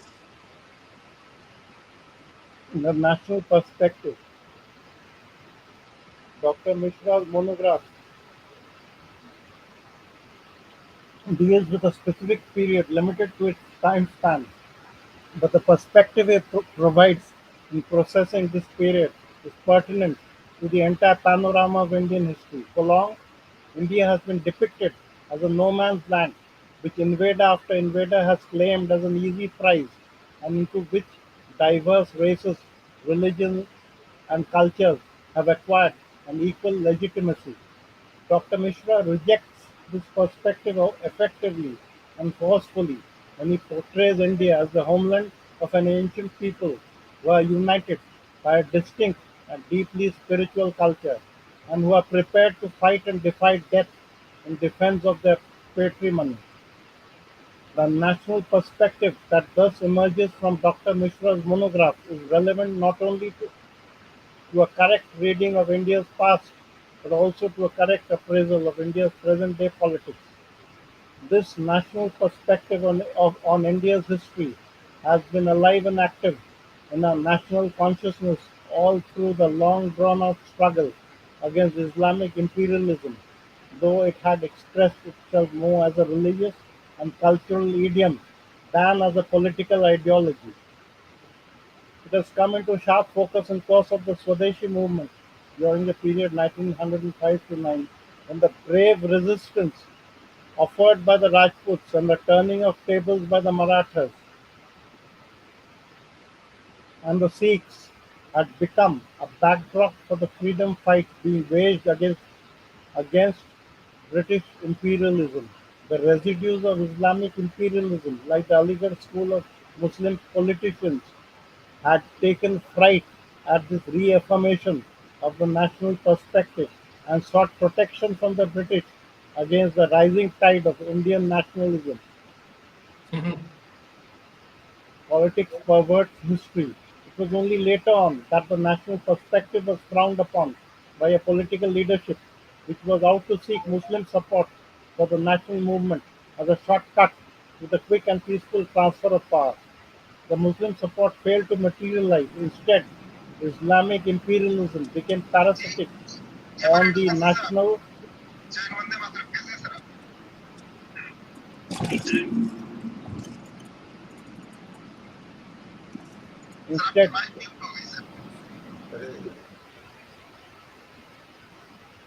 Instead, Islamic imperialism became parasitic on the national movement and continued to fatten till it succeeded in partitioning the country.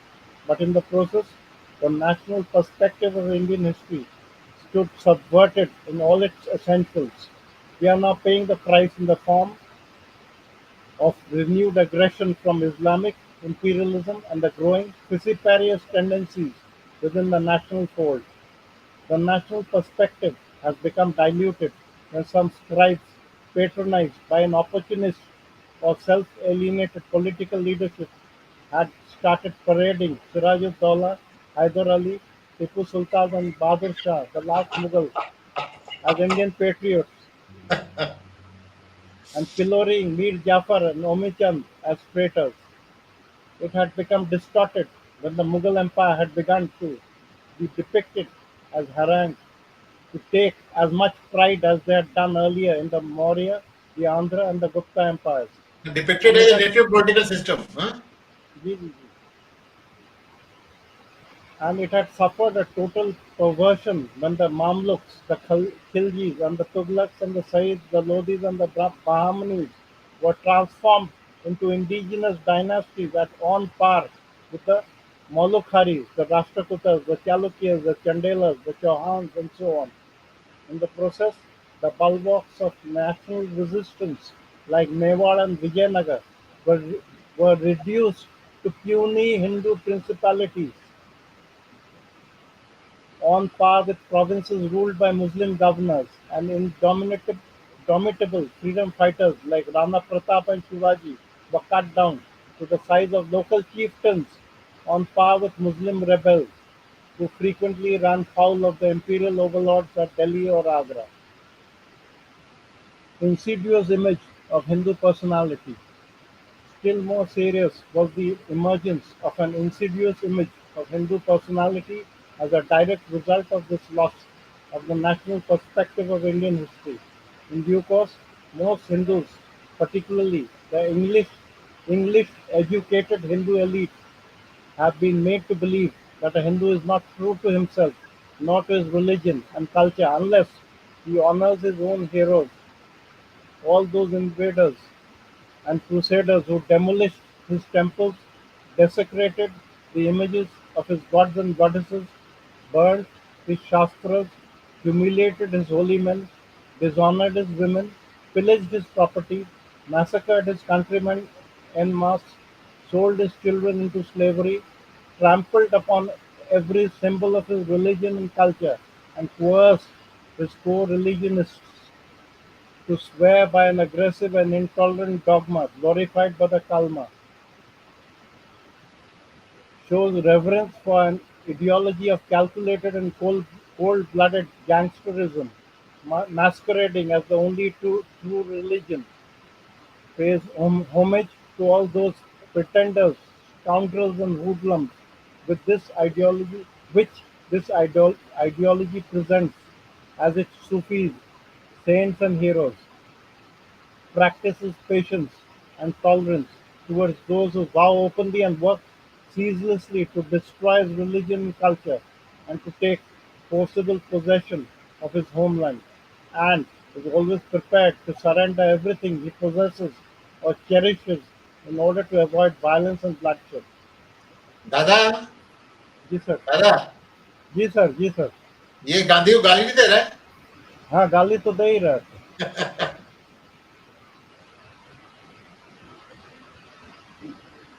घुमाकर तो वही बात बोल रहा है जो गांधी जी बोलते थे, वही कि खुद मरो, अगर मुसलमान मार रहा है तो मार खाओ, मर जाओ। He is always prepared to surrender everything he possesses or हाँ, cherishes in order to avoid violence or avoid bloodshed. Violence and bloodshed. नहीं, ऊपर का भी हिस्सा बहुत मतलब बहुत महत्वपूर्ण अच्छा है। है, बहुत अच्छा है। ये तो मतलब मैं तो बोलता हूँ जो रियल में अगर वो हिंदू का बच्चा है तो उसका खून अगर नहीं खोलेगा इसको पढ़ करके तो वो हिंदू का बच्चा है ही नहीं, वो साला मुसलमान का होगा या किसी और का होगा। मैं तो ये बोलता लिख रहा है ना, हूँ, कोल्ड नहीं हो ब्लडेड सकता अगर गैंगस्टर्स इसको एंड पढ़ मैस्करेडिंग। देखिए, cold blooded shows reverence for an ideology of calculated and cold-blooded gangsterism masquerading as the only true religion. इसके बारे में बोल रहा है, आप तो समझ ही रहे हैं। History of Hindu heroism. Dr. Mishra is one of those few जो कांग्रेस historians. को वोट देते हैं और अखिलेश यादव, मुलायम यादव, लालू यादव के चमचे, ममता बनर्जी के चमचे, उनको थोड़ा समझ में आएगा। डॉक्टर मिश्रा कम्युनिस्ट बोल रहा है ना, कम्युनिस्ट। हाँ हाँ, तीनों रिलीजन बना दिया, कम्युनिस्ट को भी रिलीजन, कम्युनिस्ट तीनों की बात कर रहा है ना वो। जी जी जी। History of Hindu Heroism. Dr. Mishra is one of those few historians who have helped Hindu society not only to recover the national perspective on Indian history, but also to resurrect, but also to resurrect the heroic image of Hindu personality in giving a blow-by-blow account of how Hindus fought tenaciously and for a long time for every inch of their homeland in the face of an invertebrate enemy inspired by a diabolical creed. He has brought out in bold relief not only the fact that Hindus were second to none when it came to making sacrifices for their motherland, but also the fact that Hindus were fighting in defense of something which they valued above their very lives. The early successes of Islam, he writes, were against religions which had lost their hold on the minds of the people. But in India, the Hindu way of life, symbolized by high moral values of tolerance, truthfulness, and justice, was very much the part and parcel of the multitude's mental and material being. These eternal and moral values of life, which constitute the core of Hinduism, were to sustain it in the next 5 centuries of Muslim and another 2 centuries of British rule. The conclusion, therefore, seems mo- inescapable that much of the decline in the social and moral values of Hindu society is the result and not the cause of their foreign subjugation. Indigenous sources of Indian history.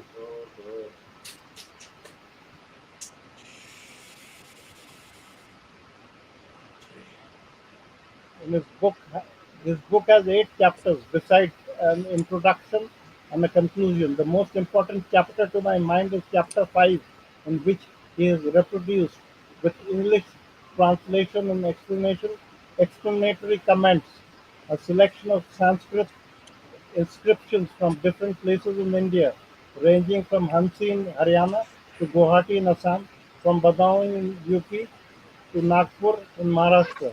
These inscriptions refer to significant events which have been either not cited or suppressed by medieval Muslim historians upon whom modern historians have depended so far for narration of events in that period.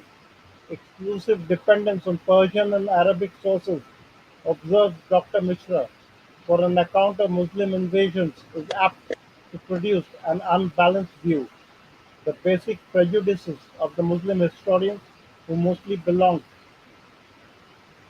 to the ulema class, against other religions, make them reject any other account, however authentic, if it tends to subvert their basic beliefs in the might of Islam. The victories of the arms of Islam have been elaborately described, while the reverses have either been conveniently omitted or painted as having ended in negotiations and tribute. Even even when described, only minor details are made available. In the articles that follow, I will summarize Dr. Mishra's account of Hindu heroism spread over several centuries. Arab failure in Sindh, Kabul and Zabul. In chapter 1 of his book, Doctor Mishra gives dates as well as details regarding the rapid conquests made by the armies of Islam after the death of its prophet in AD 632. The Byzantine provinces of Palestine and Syria fell to them after a 6 months campaign in AD 636 to 637. Next came the turn of the Sassanid Empire of Persia, which included Iraq, Iran, and Khorasan.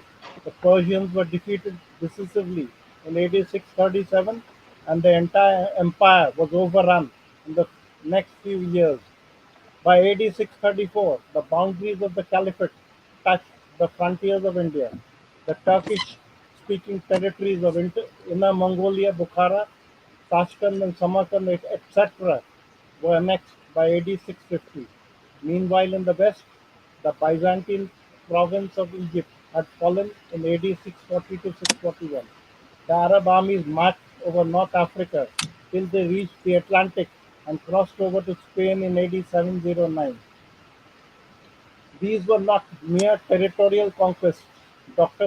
Mishra observes, astonishingly, as these victories of Islamic armies were equally amazing, was the ease and rapidity with which People of different creeds and races were assimilated within the Islamic fold. Syrians, Persians, Berbers, Turks, and others all were rapidly Islamized and their language and culture Arabicized. He quotes an appropriate passage of the Quran which had inspired the Arabs to decimate and denationalize those who were defeated by them. Fight and slay the pagans wherever you find them, and seize them, beleaguer them, and lie in wait for them in every stratagem, till they repeat and establish regular prayers and practice regular charity. The same Islamic armies, however, had to struggle for 69 long years to make the first effective breach in the borders of India. In the next 3 centuries, they pushed forward in several provinces of northern and western India. But to the end of it all, India was far from being conquered militarily or assimilated culturally. The Arab invasion of India ended in more or less total failure. Dr. Mishra tells the full story in the next 2 chapters of his book. Arab failure in Sindh. The Arab invasion of Sindh started soon after the first two naval expeditions against Khana on the coast of Maharashtra and Broch on the coast of Gujarat, which had repulsed in the reign of Caliph Umar (AD 634 to 644). The expedition against Debal in Sindh made the same fate. The leader of the Arab army, Mughira, was defeated and killed. Umar decided to send another army by land against Makran, which was at that time a part of the kingdom of Sindh, but he was advised by the governor of Iraq that he should think no more of him. The next caliph, Usman (AD 646 to 656), followed the same advice and refrained from sending any expedition against Sindh, either by land or by sea. The fourth caliph, Ali (AD 656 to 661), sent an expedition by land in AD 660, but the leader of this expedition and those who were with him, saving a few, were slain in the land of Khitan in the year age मतलब Islamic हिजरी हिजरी era है हिजरी हिजरी हाँ हिजरी 42 AD 662 corresponding to AD 662.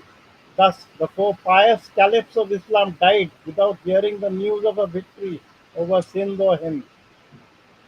Muawiyah, the succeeding caliph, AD 661 to 680, sent as many as 6 expeditions by land. All of them were repulsed with great slaughter, except the last one, which succeeded in occupying Makran in AD 680. For the next 28 years, the Arabs did not dare send another army against Sindh.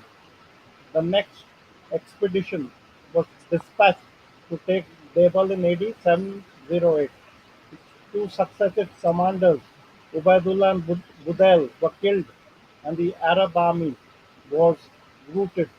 When Hajjaj, the governor of Iraq, asked for the Caliph for permission to send another expedition, the Caliph wrote back, "This affair will be a source of great anxiety, and so we must put it off.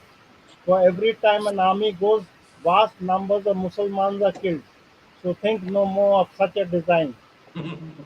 But Hajjaj was a very tenacious, but Hajjaj was a very tenacious imperialist. He spent the next 4 years in equipping an army more formidable than any which had so far been sent against him. While sending off his nephew as well as son-in-law Muhammad bin Qasim with this army in AD 712, Hajjaj said, "I swear by Allah that I am determined to spend the whole wealth of Iraq that is in my possession on this expedition." Muhammad was successful in overcoming the fierce resistance he had met at every step in his progress through Sindh. By AD 713, he had occupied the whole of this province as well as Multan. He was helped to a certain extent by the treachery of some merchants and local governors at a few places.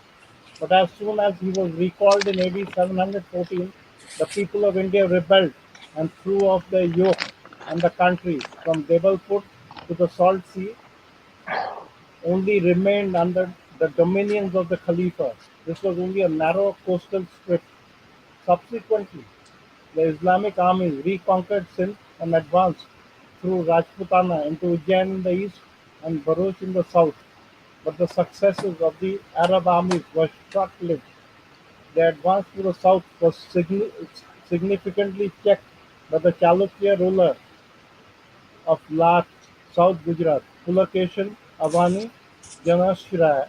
The Navsari inscription, dated AD 738, records that Pulakeshin defeated a Tajik Arab army which had defeated the kingdoms of Sindhu, Kutch, Saurashtra, Tavotaka. Javotaka, Maurya and Gurjara, and advanced as far south as Navsari, where the prince was ruling at this time. The prince's heroic victory earned him the titles of solid pillar of Dakshinapantha Sadhata, and the repeller of the unrepellable, Anivartaka Nirvartai. The Gwalior inscription of the Gurjara Pratihar King Bhoj I tells us that Nagbhat I, the founder of the family who ruled in Avanti Malwa around AD 725, defeated the army of a powerful Mlech ruler who invaded his dominions. The Gurjara Pratiharas were known to the Arab historians as kings of Jurs. Referring to one of these kings, an Arab historian wrote that among the princes of India there is no greater foe of the Mohammedan faith than he. The Arabs also made advances to the north of Sindh, into Punjab and towards Kashmir. Here they were blocked and driven back by Lalitaditya Muktiput AD 724 to 760 of Kashmir. He was in alliance with Yashodavarman of central India. He is said to have ordered the Turush to shave off half of their heads as a symbol of their submission. Dr. Mishra cites Biladhuri, who wrote that the Musalmans retired from several parts of India and left some of their positions, nor have they up to the present advanced so far in the days gone by. And he mourned, the people of India returned to idolatry with the exceptions of the inhabitants of Kasbah. A place of refuge to which the Muslims might flee was not to be found, so he, the Arab governor, built on the further side of the lake, where it borders on Al-Hind, a city which he named Al-Mahfuz, the Protected, Al-Mahfuz, the Protected, establishing it as a place of refuge for them, where they should be secure, and making it a capital. Arab travelers to India of the 10th century all speak of only two independent Arab principalities, with Multan and Mansura as their capitals. The Pratihar kings waged constant war against the Arab prince of Multan and with the Muslims, his subjects on the frontier. Multan would have been lost by the Arabs but for a Hindu temple. Dr. Mishra quotes Al-Istakri, who wrote about AD 951 that in Multan there is an idol held in great veneration by the Hindus, and every year people from distant parts undertake pilgrimages to it.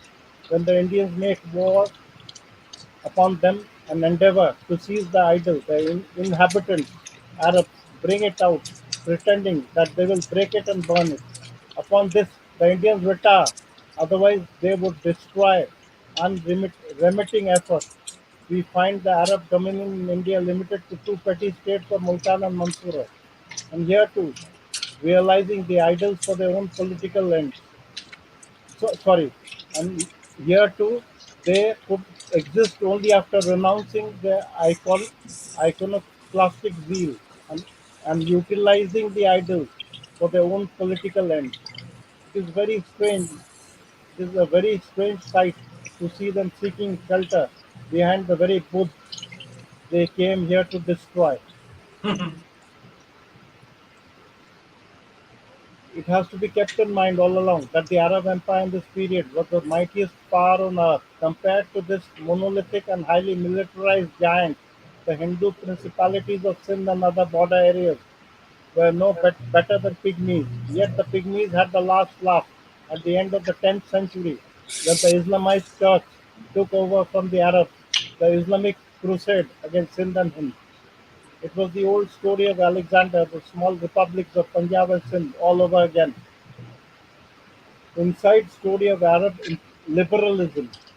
Dr. Mishra concludes his chapter on Sindh with a very meaningful note. From a political or missionary point of view, he writes, the Arab conquest of Sindh was certainly a minor affair.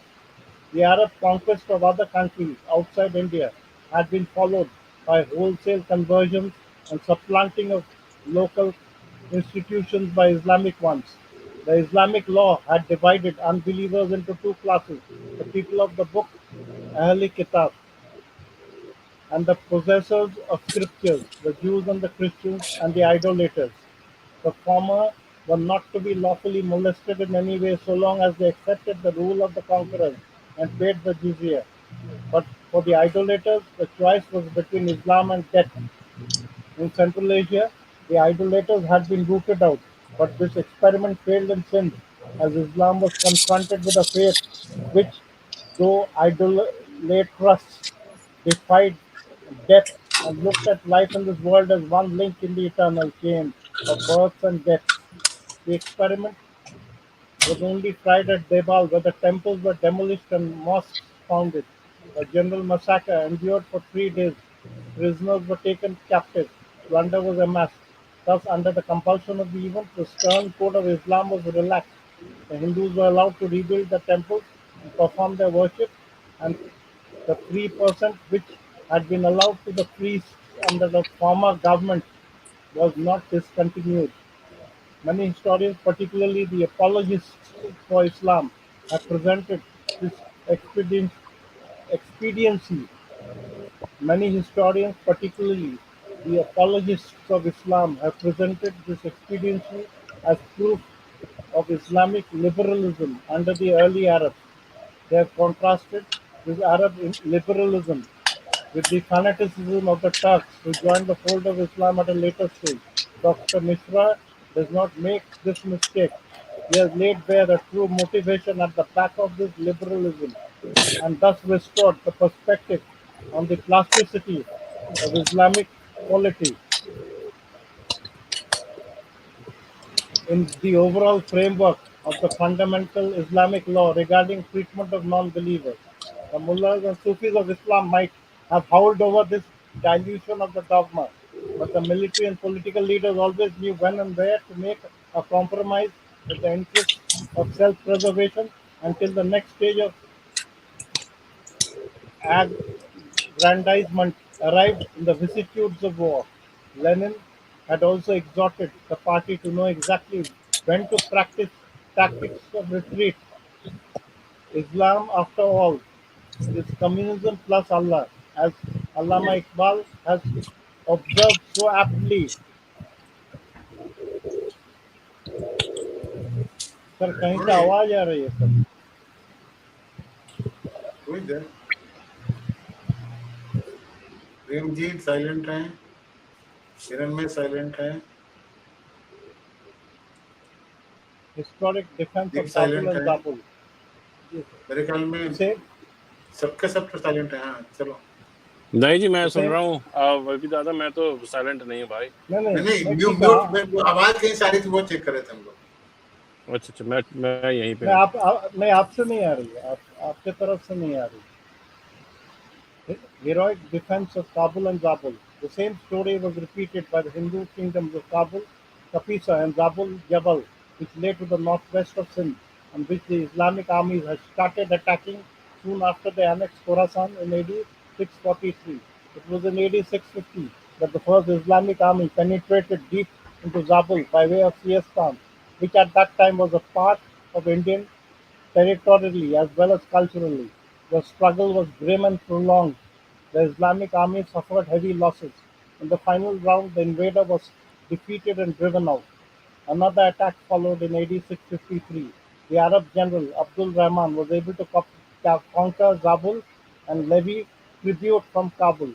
The king of Kabul, however, proved desultory in paying regularly what the Arabs thought to be their due. Finally, another Arab general, Yazid ibn Ziyad, who had been the governor of Siastan for some time, attempted retribution in AD 683, he was killed by the Hindus and his army was put to flight with great slaughter.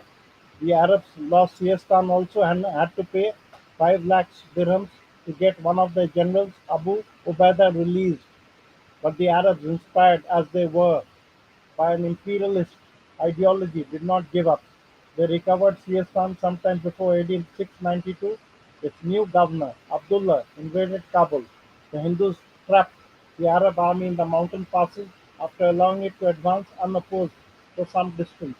Abdullah agreed to cease hostilities and the king of Kabul agreed to renew payments on an annual tribute, but the treaty was denounced by the Caliph, who dismissed Abdullah.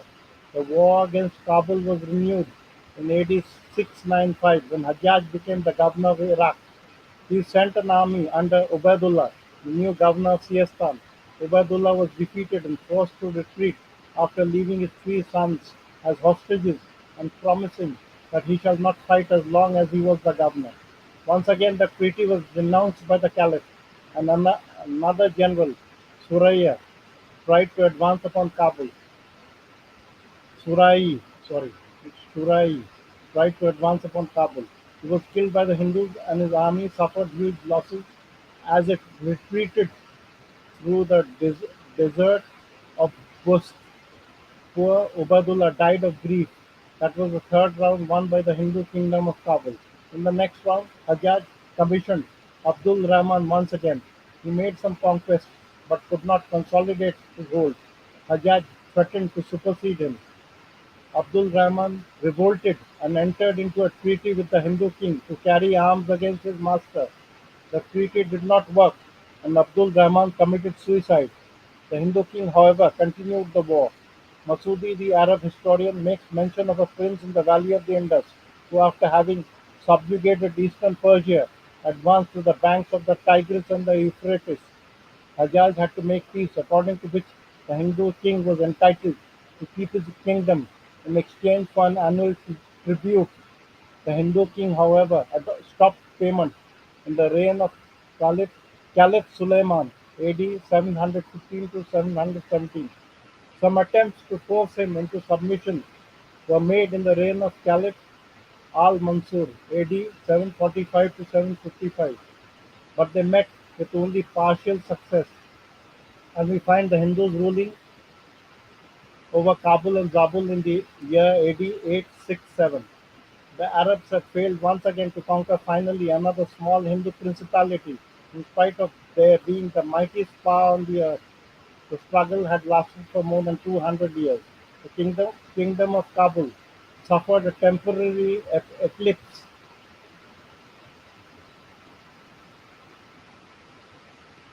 in AD 870.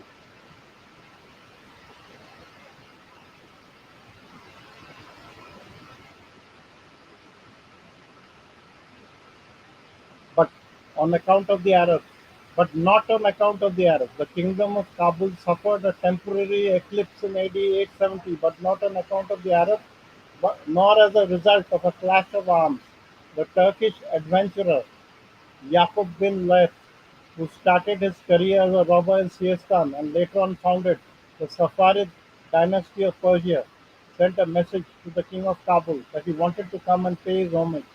The king was deceived into welcoming Yaqub and a band of the latter's armed followers in the court at Kabul. Yaqub bowed his head as if to do homage, but he raised the lance and thrust it into the back of Russell so that he died on the spot. The Turkish army then invaded the Hindu kingdoms of both Kabul and Zabul. The king of Zabul was killed in the battle and the population was converted to Islam by force. There was a permanent loss to India, but the succeeding Hindu king of Kabul had meanwhile transferred his capital to Udbhandapur on the Indus, recovered Kabul after the Safarid dynasty declined. Masudi, who visited the Indus Valley in AD 915, designates the prince who ruled at Kabul by the same title as he held when the Arabs penetrated for the first time into this region. The Hindus lost Kabul for good only in the closing decade of the 10th century. In AD 963, Alaptagil, a Turkish slave of the succeeding Samanid dynasty, had been able to establish an independent Muslim principality in Kabul with its seat at Ghazni.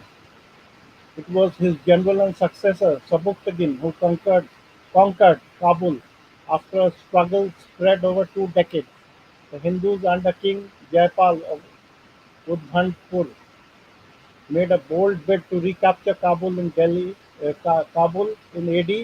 886-897. A confederate Hindu army to which the Rajas of Delhi, Ajmer, Kalinjar and Kannauj has contributed troops and money advanced into the heartland of the Islamic kingdom of Ghazni. According to Udbi, the battle lasted several days, and the warriors of Sabuktagin, including Prince Mahmud, were reduced to despair. But a snowstorm and rains upset the plans of Jaipal, who opened negotiations for peace. He sent the following message to Sabuktagin: "You have heard and know the nobleness of Indians. They fear not death or destruction.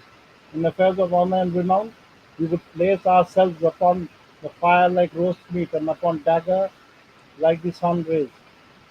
But the peace thus concluded proved temporary. The Muslims resumed the offensive and the Hindus were defeated and driven out of Kabul." Dr. Mishra concludes with the comment that Jaipal was perhaps the last Indian ruler to show such spirit of aggression, so sadly lacking in later Rajput kings. Frustration of the Ghaznavids. रहने दो, ये बात की बात है ये सब। जी, तो ये है, कहाँ पढ़ाते हैं कभी? अब इसमें ये बताओ, ये कहाँ बताया गया कि कहीं आया है ये? This is I opening for everybody. Like क्या सर बोल मैं रहा बोल है? रहा था मैं बोल रहा था कि एक लाइन में पढ़ाया जाता है जो पहले कौन थे? जयपाल ना, हाँ, बेटा आनंद पाल, फिर उसके बाद लास्ट एक और थे ना, त्रिलोचन पाल। हाँ त्रिलोचन पाल। बस एक लाइन में बताया जाता है इनके बाद ये थे ये थे ये थे।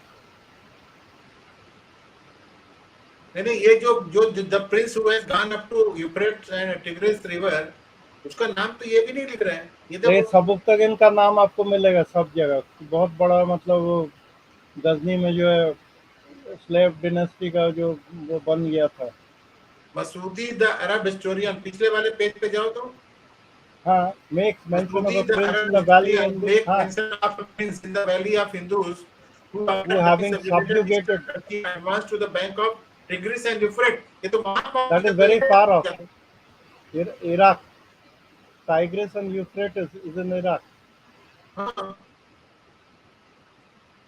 और आगे क्या लिख रहा है? Hajjaj had to make peace, regarding to which now this prince name is nowhere mentioned. Even ये भी अगर मिश्रा जी लिख रहे हैं या गोयल साहब लिख रहे हैं तो भी उसका नाम नहीं लिख रहे हैं। Now who is this prince who has gone over there? I think कौन हो सकता है? इसके ऊपर कहीं है क्या? नहीं, कहीं नहीं है। Treaty with the Hindu King बोल रहा है। ये कब की बात है? जब हजाज वहां पर था। देखना पड़ेगा हजाज के टाइम में यहाँ पर कौन कौन थे वो जिन्होंने उनको खदेड़ा था। एनीवे हाँ दादा, टाइमलाइन देखनी पड़ेगी, उसी टाइमलाइन में से ही कुछ अंदाजा लग पाएगा। हाँ, क्योंकि हमारे जो हिस्टोरियन वो सारे चोर हैं, वो तो झूठे हैं, वो तो कभी लिखेंगे नहीं इस बारे में। अब पता नहीं मोदी साहब की गवर्नमेंट कब लिखवाएगी इस बारे में, मुझे समझ में नहीं आता। ठीक है, नाउ लेट्स डिस्कस। बहुत हो गया। प्रेम सर क्यों निकल गया? हाँ, प्रेम सर निकल गया क्या? आ गए वापस। आ गया। स्वागत हो सर वापस। अब हम म्यूट हो जाते हैं आप लोग।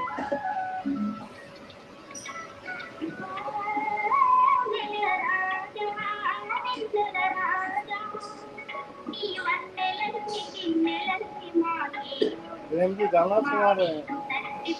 अरे नहीं यार, रेस्टोरेंट में बैठा हूँ, अब इनको कैसे बोलूं? अच्छा, कोई बात नहीं।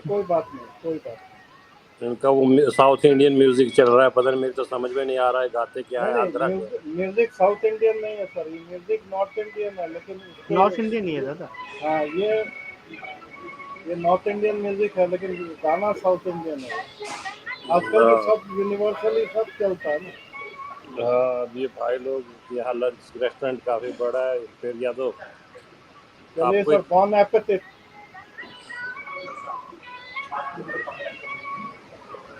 सुन रहा हूँ मैं आप लोगों को।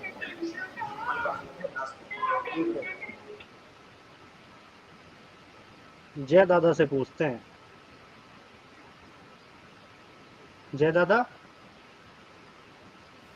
हाँ जी पीके जी। इतनी सारी हमने चीजें पढ़ी, बताओ हिस्ट्री में से नाम ही गायब है। तो इनका नैरेटिव हो जाता ना कि हम मुगल्स या अरब्स टर्क सुपीरियर है, हमारे के कोई टिका नहीं, इनको हर जगह से तो खदेड़ दिया। तो अभी अगर लिख दे क्या नाम है उसका, इरफान हबीब और ये जो रोमिला थापर जो अमेरिका में पढ़ी हैं, रोमिला थापर का और तो है इंडियन हिस्ट्री के ऊपर किताब, वही आज पढ़ा वैसे जाता है, वही स्टैंडर्ड टेक्स्ट बुक वही है। दादा आज बहुत बढ़िया टाइम है। इनकी जो डायनेस्टी है, थापर डायनेस्टी और इरफान हबीब डायनेस्टी, यानी इनकी जो फैमिली ट्री है, ये चाकरी करते थे इनकी, अंग्रेजों की तलवे चाटा करते थे ये। देखिए सर, चाकरी तो बहुत लोग दिखा दिया किए जाए हैं। क्या? दिखाइए। मैं चाकरी तो बहुत लोग किए होंगे, वो बात नहीं है, मतलब किए होंगे बहुत लोग, लेकिन इसका मतलब हाँ, ये मैं नहीं कि एक मिनट अभी ढूंढ के निकालता हूँ, आपके सामने रखता हूँ।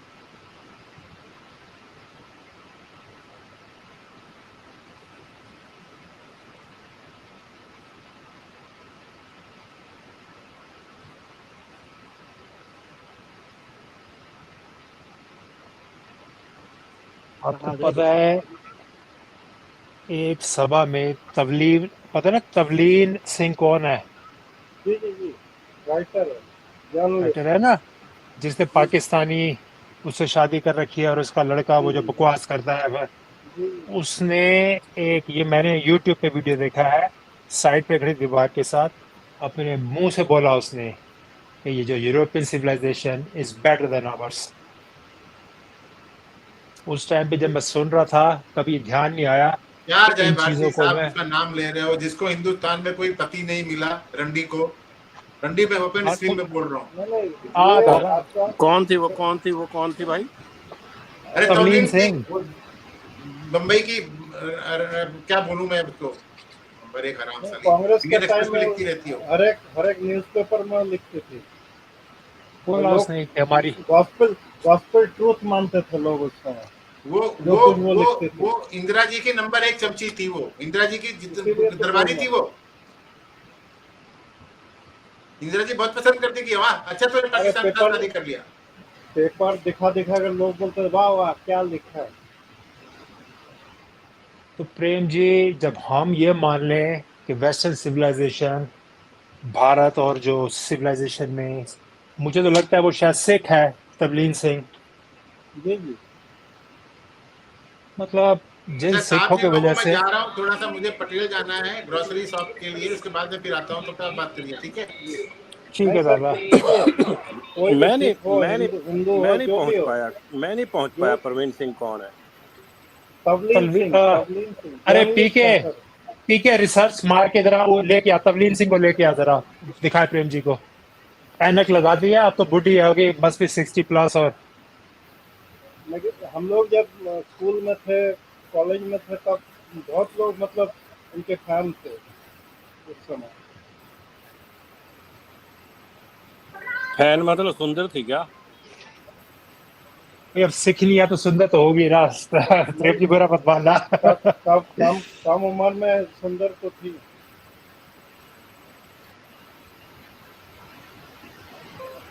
ये लो दादा, ऑफिशियल वेबसाइट्स पे अच्छा, मिलेगा। ये है नवलीन सिंह, अरे हेरो में राइटर कैसे है कर क्या? रहे हो? राइटर। दादा ये है या कोई और है? क्या नाम यही था है, उसका? एक यही है, मिनट, अरे यही है एक भाई, मिनट, एक मिनट। यही है। मैं बोल रहा हाँ हूँ यही है, यही है। मैं बोल रहा हूँ एक मैं आई रिमेम्बर फेसेस। हाँ दादा ठीक है। हाँ ये है तनवीर सिंह। मैं जरा लैपटॉप से दूर हूँ, मैं पैकिंग कर रहा हूँ। जी कोई बात क्या भारत आ रहे हैं क्या? हाँ तो हाँ मेरी फ्लाइट है यार, सैटरडे को फ्लाइट है मेरी कहाँ भारत आ रहे हैं? अभी। हाँ नहीं। वो जा रहा है मून पे। अरे वाह लक्की भाई, कब जा रहे हो? मेरी संडे की फ्लाइट है और मंडे पहुंचता हूँ रात को। कल तो सर बोले थे कि मैं आ रहा हूँ। मेरा भी 3 वीक आप तो थे उस समय। मेरा भी 3 वीक का रह गया, बस मैं भी आ जाऊंगा जून के मिड में। आइए सर, स्वागत। हाँ आ जाओ कई बार यार, मिलना चाहिए सबसे। हाँ मैं भी बिल्कुल जून के मिड में आ रहा हूँ। हाँ देखिए मेरा भी दिल्ली का प्रोग्राम बन जाता तब तक तो मैं भी वहाँ मिल लूंगा। हाँ चलो कुछ बनाते हैं बैक स्टेज पे प्रोग्राम। एक केस आने वाला दिल्ली का, देखिए जल्दी आ जाता तो रेडी करके मैं रखूंगा। अभी तो छुट्टी है ना।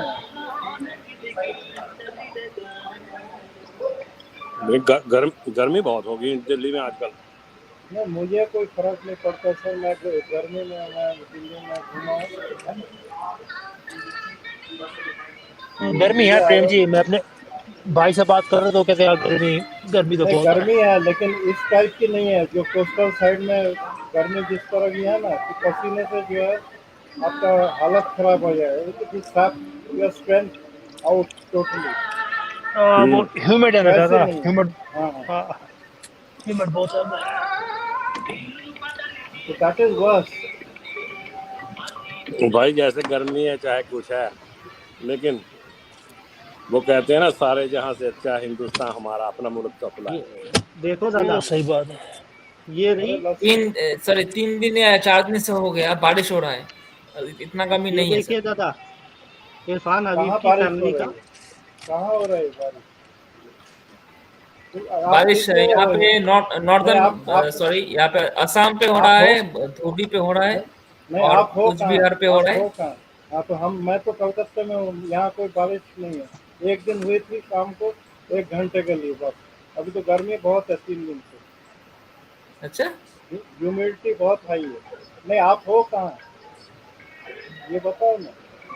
अरे मैं तो हूँ वो यहाँ पे नॉर्थ। कुछ बिहार सिलीगुड़ी, यहाँ पे इस हाँ एरिया तो उस पे। साइड में हो, नहीं उस साइड में होगी।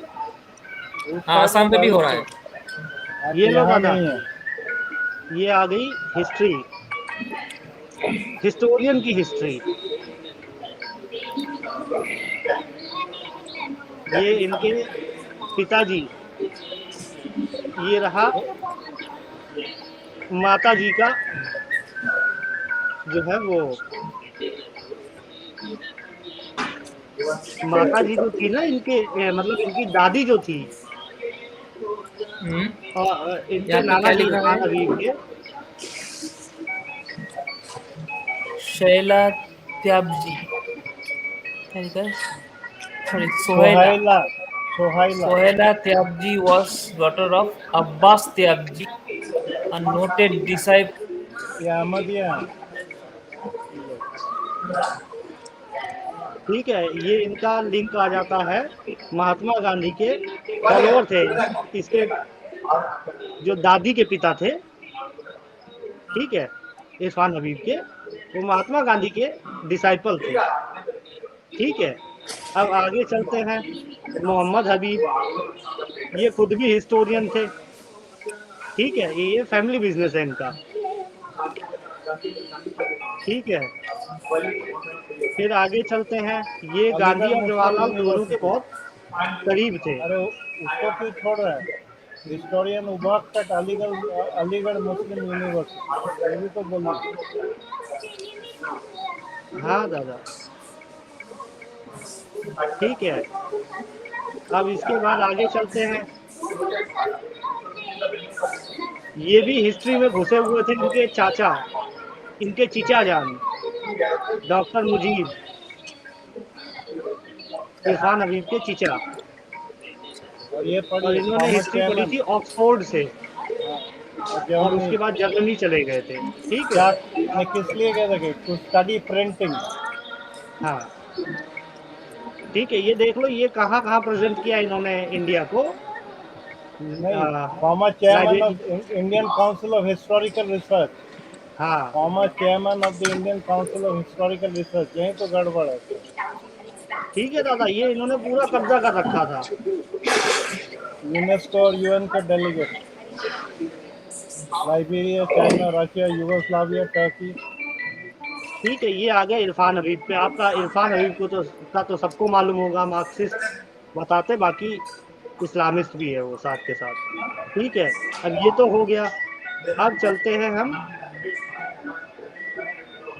थापर ठीक है, फैमिली पे। मुस्लिम है तो इस्लामिस्ट हो गई ना, वो तो बाय डिफॉल्ट है।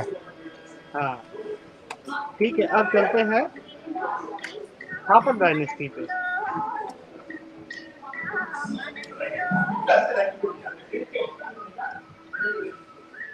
ये ऐसा क्यों कर रहे थे, ये दिखाना जरूरी है ना।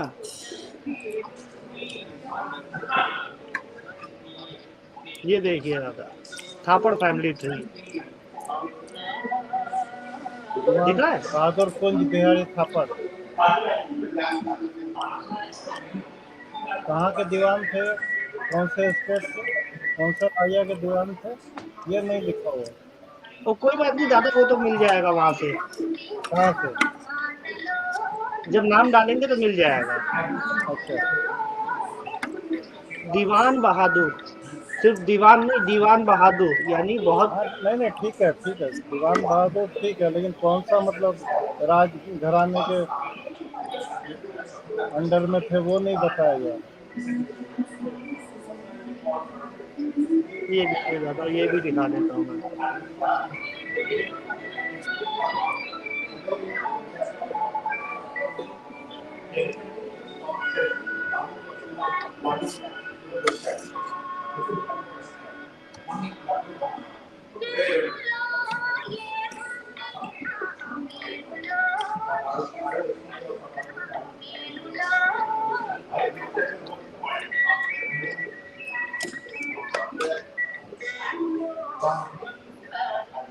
ये लीजिए, पहले आप दीवान बहादुर को ही देख लीजिए, उसके बाद इस पे लेके आता हूँ। सब देखिए,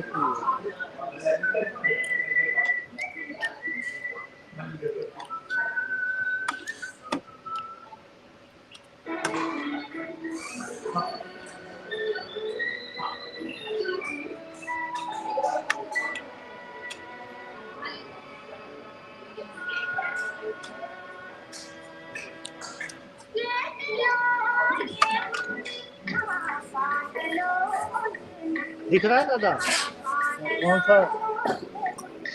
1865 से ये कंटागिरी कर रहे हैं। नहीं नहीं, किस राजा के, ये नहीं बताया ये गया। थे, एक मिनट यहाँ देखता हूँ, कुछ डिटेल मिल जाए तो।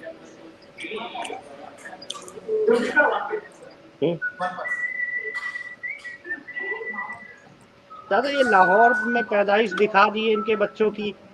ठीक है, राजा का नाम नहीं बता रहा। ब्रिटिश, दादा ब्रिटिश राज था उस टाइम, नहीं नहीं, 1865 दीवान में। दीवान कोई राजा का ही होगा, ब्रिटिश राज में दीवान होता नहीं था, कोई राजा मतलब रॉयल रॉयल स्टेट का दीवान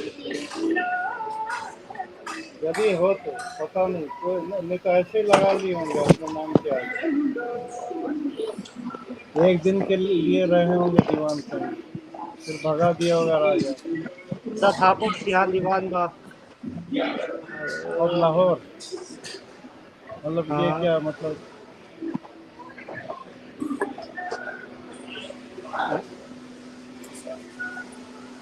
लाहौर में कौन सा राजा था उस समय? Thank you for stopping. My pleasure. ये है दादा इसकी, जो है लाहौर में थे। और लाहौर में उस समय कौन सा राजा था यार?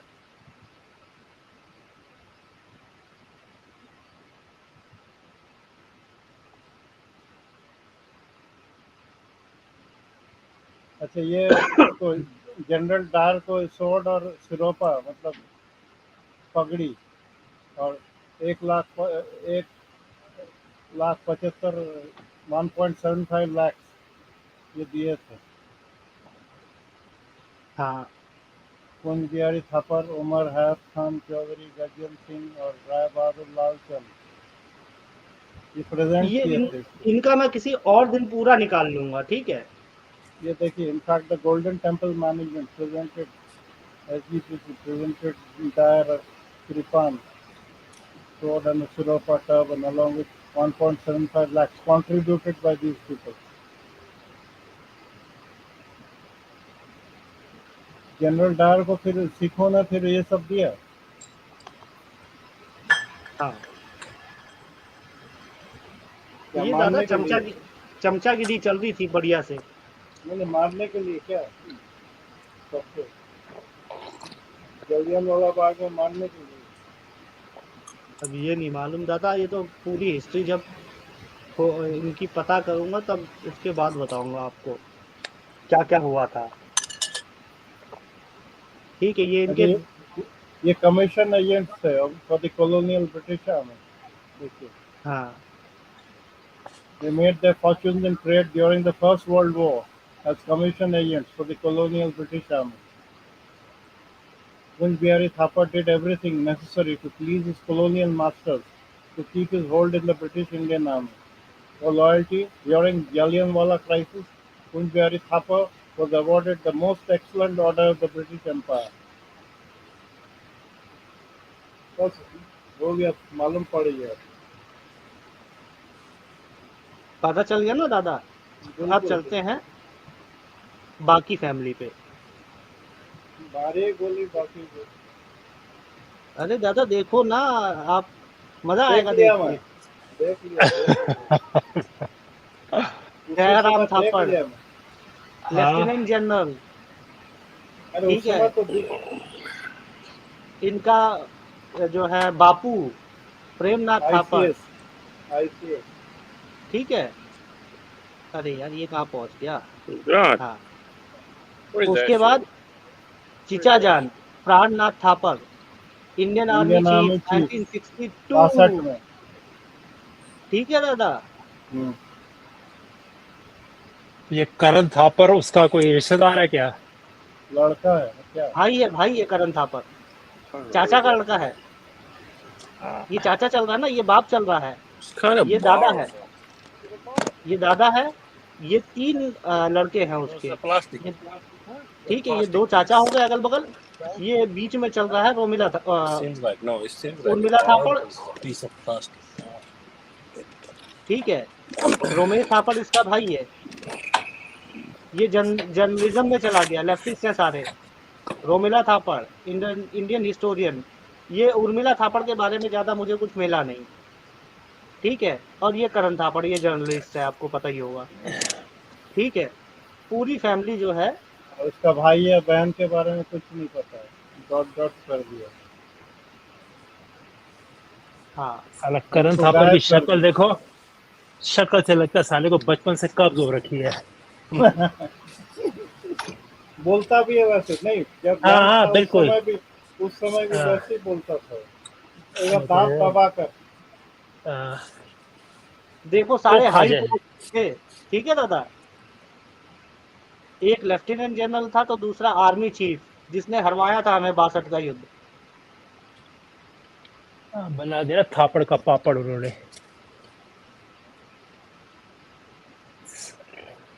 अभी तक देख लो अथॉरिटेटिव पोजीशंस में है ये लोग।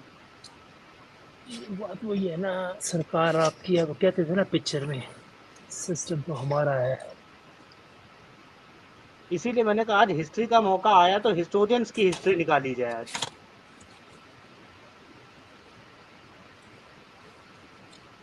मजा आया दादा।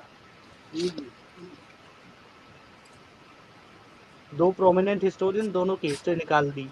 जब टाइम आएगा तो बाकियों की भी निकाली जाएगी। बारात निकलेगी तो भाई तो दूल्हे तो बनेंगे, सारे ही बनेंगे, एक आध रह क्यों जाए।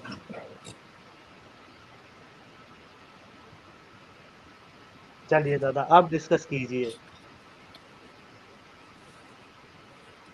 ठीक है दादा, बता दिया हिस्ट्री ऐसी क्यों है। जी जी जी,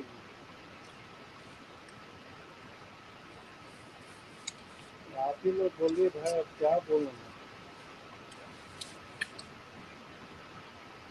नहीं, नए बच्चों को मालूम नहीं होता ना कि हिस्ट्री ऐसी क्यों लिखी गई है, तो इस वजह से आज बताना ज़रूरी था। हम लोगों को भी पता चलना चाहिए कि हिस्ट्री ऐसी लिखी क्यों गई है, क्या रीज़न है। इसलिए ये जो है मैंने फैमिली और बैकग्राउंड निकाला है। और हिस्ट्री भी जो लिखी गई है ना, वो हरी स्याही से लिखी गई है, समझ रहे हो ना। बिल्कुल ठीक बोले, बिल्कुल मतलब ठीक बोले प्रेम जी। हिस्ट्री का जो कलम का या पेन की जो स्याही है ना, उन्होंने ये मेक श्योर किया है कि before they right it down कि ये स्याही है ना, इसमें हरा रंग हो। तो ये हरी हिस्ट्री है हमारी। तभी तो दादा दे बिकेम अस हो जाता है। जब भी मुगल की बात आती है, इस्लामिस्ट की बात आती है, दे बिकेम अस। मैंने कहा ये कौन सा दे बिकेम अस होता है कि मैंने शायद पहले भी जिक्र किया था यहाँ।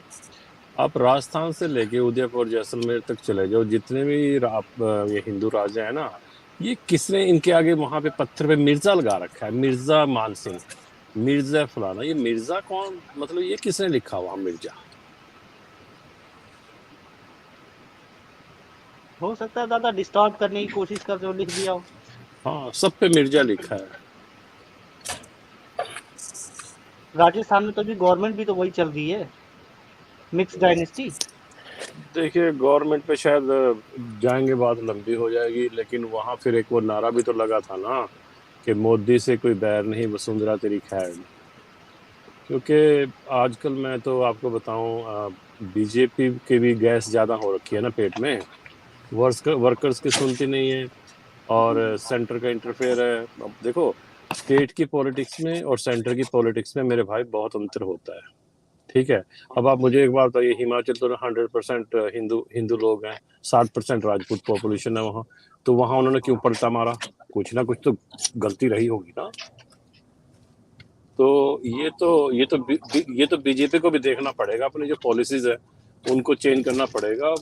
ये थोड़ी कि ऐसे है, जैसे मतलब ये मोनोपोली तो चलती नहीं मेरे पास। कर्नाटका में यही हुआ।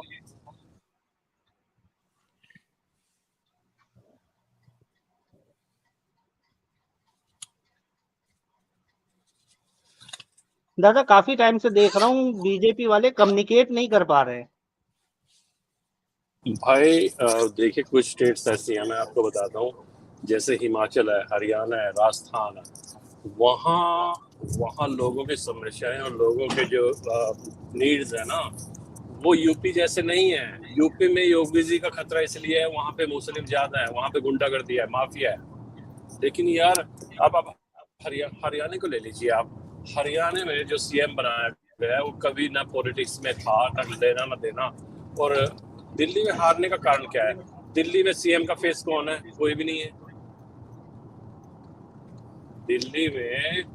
दिल्ली में अगर पार्लियामेंट के एमपी की सीट्स आती हैं, 100% बीजेपी की आती हैं, लेकिन वहाँ विधानसभा केजरीवाल जीत जाता है। तो कहीं ना कहीं तो रणनीति में है ना फर्क। हरियाणा में 10 सीट्स आती हैं, एमपी की 10 इसको जाती हैं, और अब की बार ये बाल बाल बचे हरियाणा में। कितने कितने एमएलए को मैं जानता हूँ यूपी में, यहाँ पे जो जो एक्टिव एमएलए थे उनका टिकट काट के, जो कांग्रेस छोड़कर आए थे उनको टिकट दे दिया। यार, इनके पास कौन सा पारस है जो करप्ट है, जो कांग्रेस से आए हैं और रात रात में सोना बना देते हैं उनको ये लोग।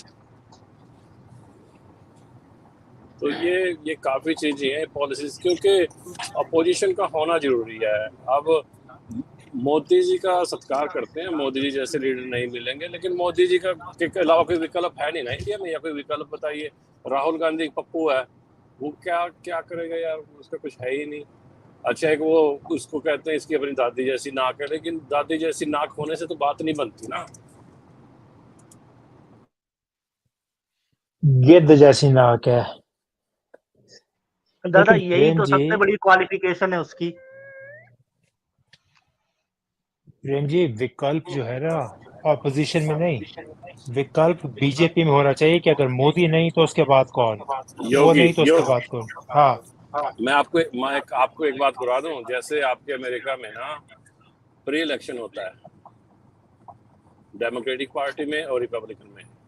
मैं आपको आज डंके के आपके प्लेटफॉर्म से कहता हूँ, आज भी बीइंग ए बीजेपी सपोर्टर, मैं आपको एक बात बताता हूँ, अगर यहाँ प्री इलेक्शन करवा दिया जाए ना मोदी में और योगी में, मैं क्या योगी कहीं आगे निकल जाएगा। He is a qualified person and he knows what he does.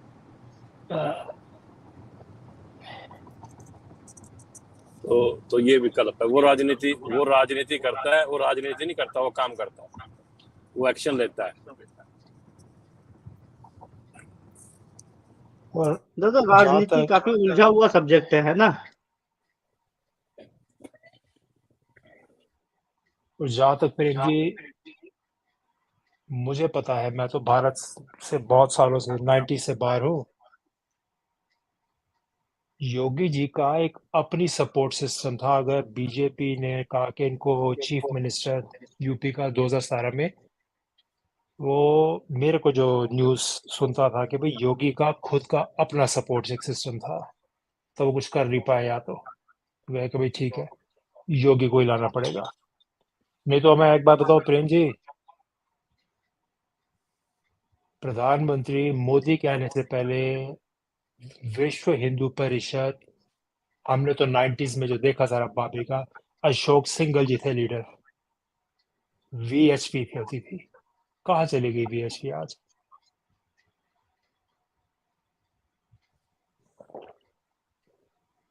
इनको सब मोदी जी ने खत्म किए ना। खत्म कर दिया।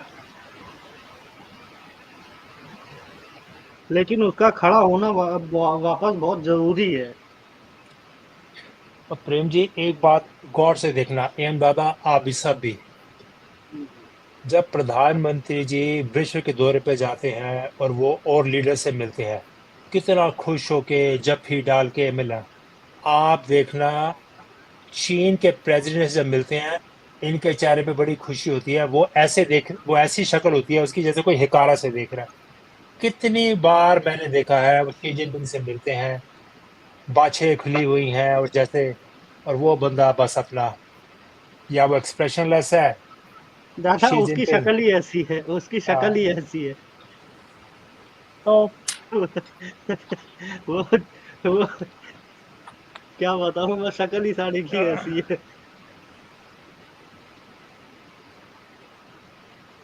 वो खुद ही दुत्कारा हुआ है। उसकी आपको ज्यादा फैमिली बैकग्राउंड नहीं मालूम है।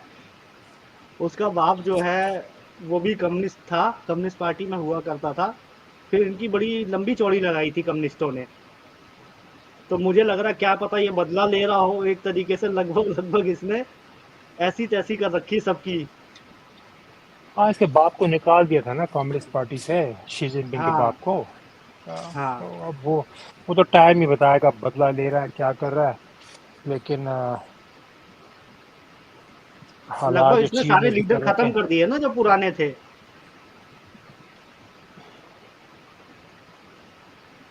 अकेला बन के बैठा हुआ है।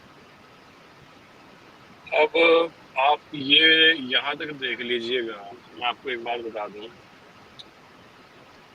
एक बीजेपी की सबसे बड़ी कमजोरी रही है कि बीजेपी हमेशा बैसाखियों का सहारा देती है।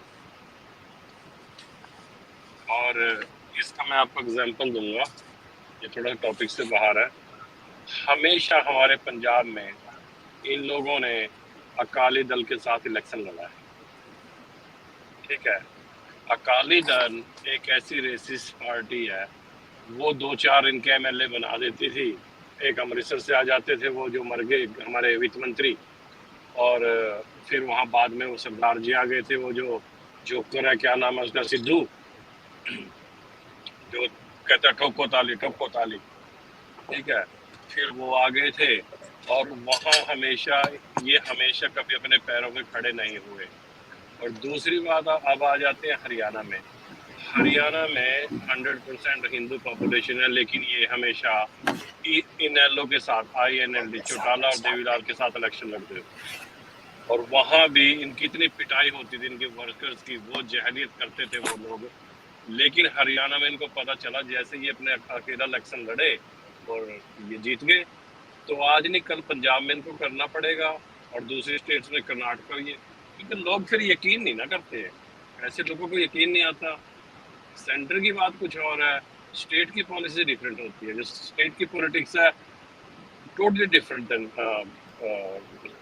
Central government. तो इन लोगों की गैस बहुत हो रखी है, वर्कर्स की सुनते, मैं तो वहीं रहता हूँ ना, वर्कर्स ही नहीं सुनते अपने, और करप्शन स्टेट वाइज पूरी चल रही है, खासतौर पे नॉर्दर्न इंडिया में जहाँ माइनिंग पे बैन है, इनके जितने लीडर हैं सारे करप्ट, सारे माइनिंग में है, फुल्ली करप्शन चल रही है।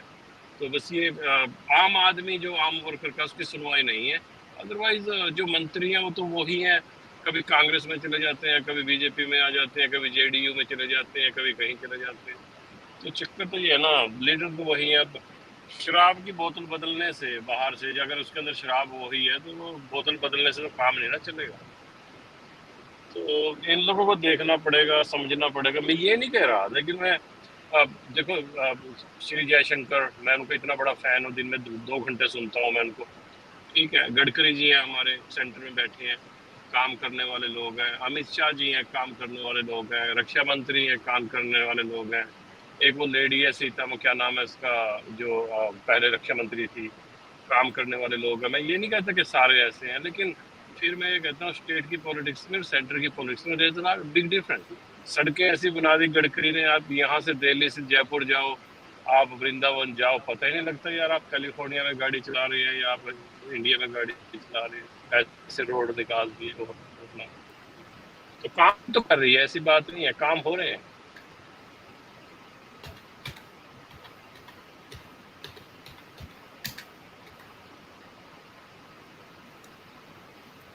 अच्छा, क्या निर्मला सीतारमण की बात कर रही हैं? अगर मैं हाँ, निर्मला सीतारमण की बात कर रही हूँ दादा। अगर मैं इनको नाकामयाब कुछ फ्रंट पे देखता हूँ तो ये देखता हूँ कि पहला, ये अपने वर्कर्स के लिए खड़े नहीं हो पाते, पहली चीज। दूसरी चीज जो है, ये अपना करा हुआ काम बता नहीं पाते, कम्युनिकेट नहीं कर पाते। तीसरा, ग्राउंड लेवल पे जो है काम करने में बहुत वीक है ये, ठीक है। जैसे ग्राउंड लेवल पे जितना एग्रेसिवली काम मान लो आम आदमी पार्टी करती है या कांग्रेस करती है जिस तरीके से, शायद ये उस लेवल पे अभी ग्राउंड लेवल पे काम करने में नहीं पहुंच पाए हैं। और चौथी चीज जो है, ये इंटरनल सिक्योरिटी के मामले में शायद वीक हैं, मुझे जो लगता है। देखिए क्या कहेंगे इस पे? देखिए मैं थोड़ा सा आपको राजस्थान में और यहाँ लेके आता हूँ नॉर्थ इंडिया में। देखो मैं तो जाति पाति में विश्वास नहीं करता, ठीक है। हम नामधारी है, हमारे तो मर्यादा पुरुषोत्तम हमारे हम आप बाप मानते हैं नामधारी है, ठीक है। तो सब उसी की बनता है। मैं तो किसी को हरिजन ये मानता नहीं हूँ, छोटी बड़ी जात को। लेकिन डिस्पाइट दैट, इन्होंने क्या किया, इन्होंने जो ये अनटचबिलिटी एक्ट पास किया है ना, एंड ये बहुत ही गलत है और उसका बहुत ही गलत यूज होता है। अब मैं आपको एक बात बताऊं, अब कोई अपर कास्ट है, जनरल कैटेगरी कह लेते हैं, अपर तो कोई नहीं है, सारे बराबर हैं। अगर कोई जनरल कैटेगरी, कोई भी जो एससी या एसटी है, वो कोई भी पुलिस स्टेशन में जाके ये कह देता है कि भी प्रेम ने ये अपर क्लास है और इसने मुझे जाति सूचक नाम से बुलाया, तो भाई 3 महीने तो बेल ही नहीं होगी मेरी, ये नॉन बेल ऑफेंस है।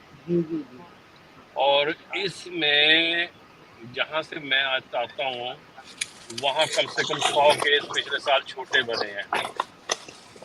तो हर का, और ये पास किसने किया था पार्लियामेंट में, पास किसने किया था, बीजेपी ने।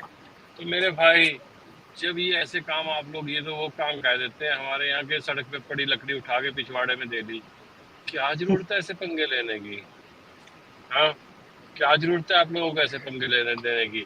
माफ करना मुझे, दिल्ली में पार्लियामेंट की सीट तक इलेक्शन होता है तो मोदी सबको याद आ जाता है, बीजेपी याद आ जाती है।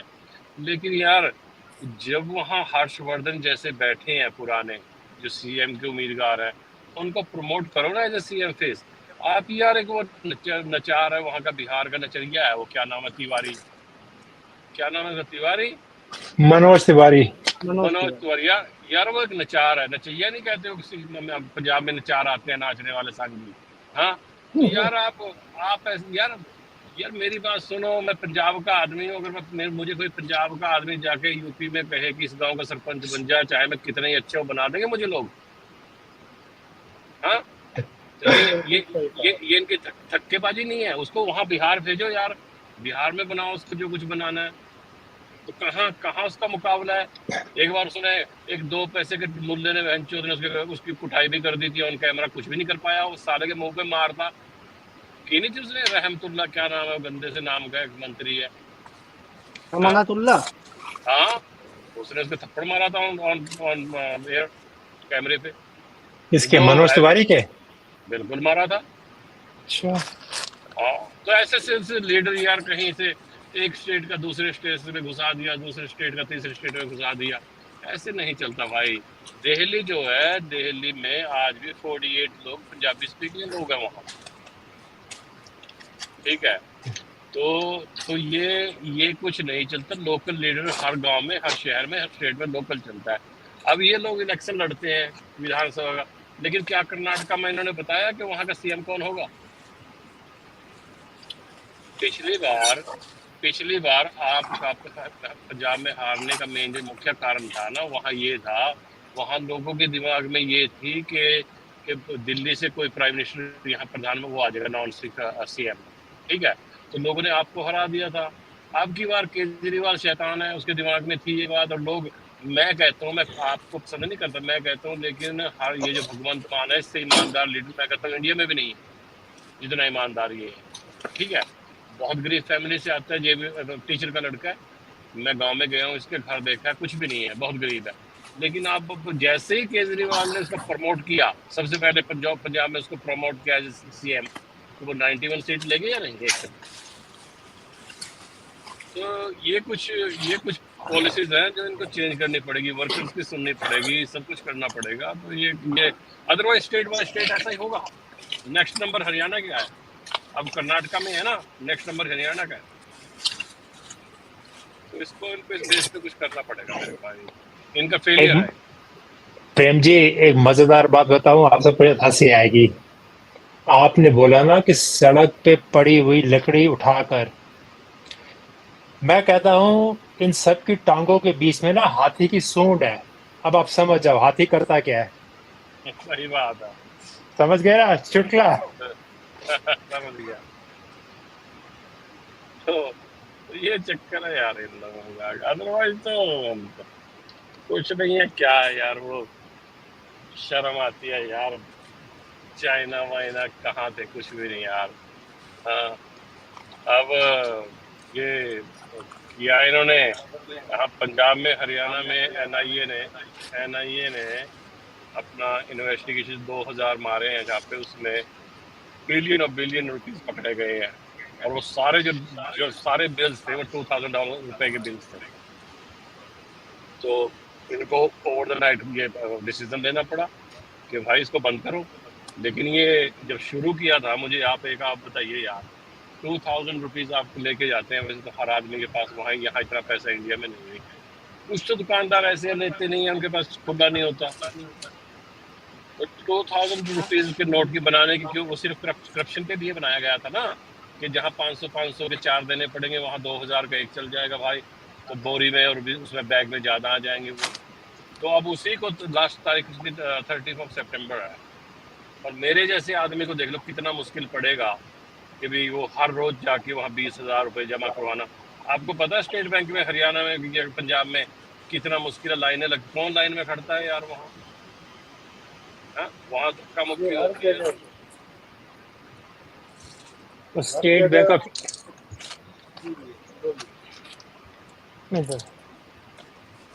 आप चलो। नहीं, मैं बोल रहा हूँ कि सबको तकलीफ है, मतलब लाइन लगाना ही पड़ेगा। इसके पास ज्यादा है तो लाइन लगाना पड़ेगा। दादा स्टेट बैंक ऑफ इंडिया से डील कर रहा है, सरकारी बैंक से। अच्छा, फिर फॉर्म भरना पड़ेगा आपको। हाँ, फॉर्म नहीं करना है भाई। स्टेट बैंक में तो काम करवाना ऐसा है जैसे शेर की पूंछ के हाथ लगाना। आधा दिन आपका ऐसे ही चला जाएगा, आधा दिन बैठे बैठे चला जाएगा। टोकन लो, गवर्नमेंट बैंक में चले जाओ, सारे मेरे 80 फाइल लगे हैं, विंडोज में बैठे हैं, काम करते नहीं है। एक भाई दूसरे भाई से पूछ रहा, भाई तेरी साली आई थी चली गई है, कैसे है, अभी यही है, क्या बन रहा? आगे बहन जो, तो मैं विंडो में खड़ा, वो कह रहे और सुना क्या हाल है तेरा, चाय पी रहे, चाय की जूस के अंदर। वो कहता है ठीक है, बालों का सरसों का तेल लगा रखा खूब सारा, है ना। तो मैं खड़ा पैसे लिए हाथ में जमा करवाने, देर वो उसको पूछ रहा, कहते हैं भाई तेरी साली आई थी, सुना कैसी रही, चली गई है, यही है? तो भाई मैं तो कुछ नहीं कहा, मैं तो आ गया। मैं कहा भाई हमारी भी हवेली में भेजो कभी। तो बताओ यार, वहां तुम सालियों की बातें करे, 2-2 लाख रुपए आपकी पगार है, जो यार काम बिजनेस पे ऐसा काम करके उसको घर पे जाना, कहाँ काम करते हैं वो तो यार, कुछ भी नहीं करते। प्राइवेट करो उनको, सालों को जो नहीं करेगा निकाल के दूसरों को रखो। दादा लाइन में उसी यंग में मैन खड़े हैं। उसी में तो चिल्लम चिल्ली हो जाती है, बेच दिया बेच दिया। 2-2 लाख रुपए सैलरी है इनकी यार। यहाँ देखता हूँ मैं, अमेरिका में बच्चे आर्मी में जाते हैं सर्व करने, वो बेचारे 4-4 साल करते हैं, बस गवर्नमेंट उनकी ये हेल्प करती है, सैलरी तो ज्यादा नहीं होती कि उनको कॉलेज यूनिवर्सिटी की फीस देती है मेरे ख्याल से, यूनिवर्सिटी में हेल्प कर देती है यार उनकी, है ना। और यहाँ यार, एक्सक्यूज माई लैंग्वेज, बहुत आदर करता हूँ मैं मिलिट्री पर्सन का, शायद यहाँ भी कोई बैठा हो यार, आप 12 साल सर्व करके वहां ना कोई लड़ाई लड़ी ना कुछ, और गवर्नमेंट से एक्सपेक्ट करते हैं कि जब तक आप जिंदा हो, जब मरते दम तक आपको पेंशन भी मिले, और आपके मरने के बाद आधी आपकी बीवी को मिले। यार ये कहाँ है सारा कुछ? चलिए दादा, वो उस पे लौट आते हैं वापस डिस्कशन पे, ठीक है है। ना। इसको बैक एंड में ले लेंगे हम। एक मिनट, ठीक है ठीक है, एक मिनट रुक जा। अभी थोड़ा सा मैं हिरोन में से पूछता हूँ। हिरोन में हाथी की सूंड वाली बात समझ आई? समझा दो इसको। नहीं ये समझा नहीं। दादा आप इसको बगला में समझा देना बाद में। नहीं, मुझे बताने की जरूरत नहीं, मैं समझ गया। आपने समझ गया? वो बताना नहीं चाहता है, इसलिए मैं बोल नहीं रहा। ये से थोड़ी समझा है, उसके बाद का कहानी वो आगे क्या होने वाला वो चीज नहीं समझा, सूंड का यूज नहीं समझा, सूंड तक सीमित है, मैं बता रहा हूँ आपको। अरे तो ऐसा करियो, कमेंट में लिखियो तेरा ये टेस्ट है। कोई बात नहीं, आप बोल दिए सूंड है, बस समझ गया कि सूंड है। सूंड आगे है, क्या है, सूंड का क्या फायदा नुकसान है, उतना वो एनालाइज नहीं किया। अच्छा सूंड के नीचे दांत नहीं है रोने। अरे छोड़ो यार, भाभी जी से देगी क्या क्या मुझे बातें क्या बोल। अच्छा दादा, अभी नहीं। ठीक है। मैं इसके बारे में पूछता हूँ। हिंदू शाही डायनेस्टी मैं ढूंढ रहा था, ठीक है, क्योंकि जब वो थंबनेल बनाता हूँ तो थोड़ा सा ढूंढने की कोशिश करता हूँ क्या कहानी है, लेकिन बहुत ज्यादा कुछ मिल नहीं रहा था, और जो इंफॉर्मेशन थी वो भी काफी कंफ्यूजिंग थी। सॉरी पीके, मैं तेरे को रोक रहा हूँ। प्रेम जी। हाँ जी भाई। मुझे नहीं पता आप कब से सुन रहे हैं, जब ये स्ट्रीम शुरू हुई मैं तभी से भाई, तभी से वो सुना था ट्रक के पीछे क्या लिखा हुआ है जो मैंने शेयर किया था। हाँ ठीक है, बस। और मैंने दो पे चला रखी है फोन पे, दो डिवाइस पे चला रखी है। ठीक है बस ठीक है। पीके ओवर टू यू। जी दादा, अवगढ़ कनेक्ट करा है अभी डिवाइस। हाँ ठीक है, आ जाओ अवगढ़ भाई। देखा आज का अभी तक का वो स्ट्रीम। नमस्कार सभी को। नमस्कार। एक मिनट रुक जाओ, मैं अभी फ्री होता हूँ, 1 मिनट रुक जाइए। ठीक है। एम दादा क्या कहना चाहेंगे? क्या कहूँ, क्या हारना कोई गुनाह है? दोस्तों, इतिहास गवाह है, युद्ध का कारण हमेशा वर्चस्व ही रहा है। अक्सर युद्ध के नतीजे युद्ध के मैदान में ही देखने को मिलते हैं, लेकिन पेशावर के इस युद्ध का परिणाम युद्ध के बाद देखने को मिला। यह युद्ध एक दास्तान है हिंदू सम्राट जयपाल की, जिसने अपने स्वाभिमान की खातिर अपने प्राण दे दिए। दोस्तों, आपने महमूद गजनी का नाम जरूर सुना होगा। कहा जाता है कि महमूद गजनी ने 26 साल में भारत पर 70 बार आक्रमण किया था, लेकिन इस बात का इतिहास में कहीं ठोस सबूत मौजूद नहीं है।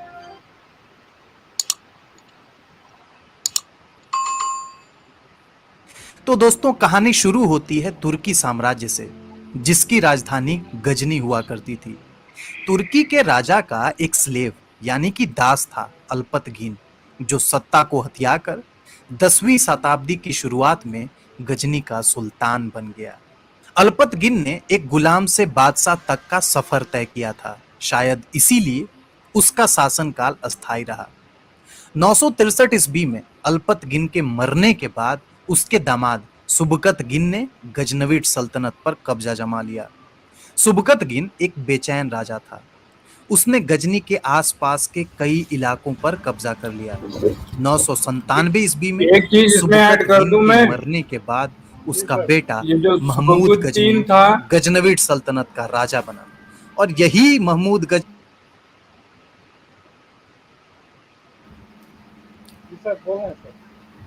पीके हाँ हाँ बैठ जी, ये मैं जो बताना चाह रहा था कि ये जितने लोग ये अभी से इसने नाम लिए ना, तुबुकुद्दीन, सबकुद्दीन, तो ये सब बौद्धिस्ट थे।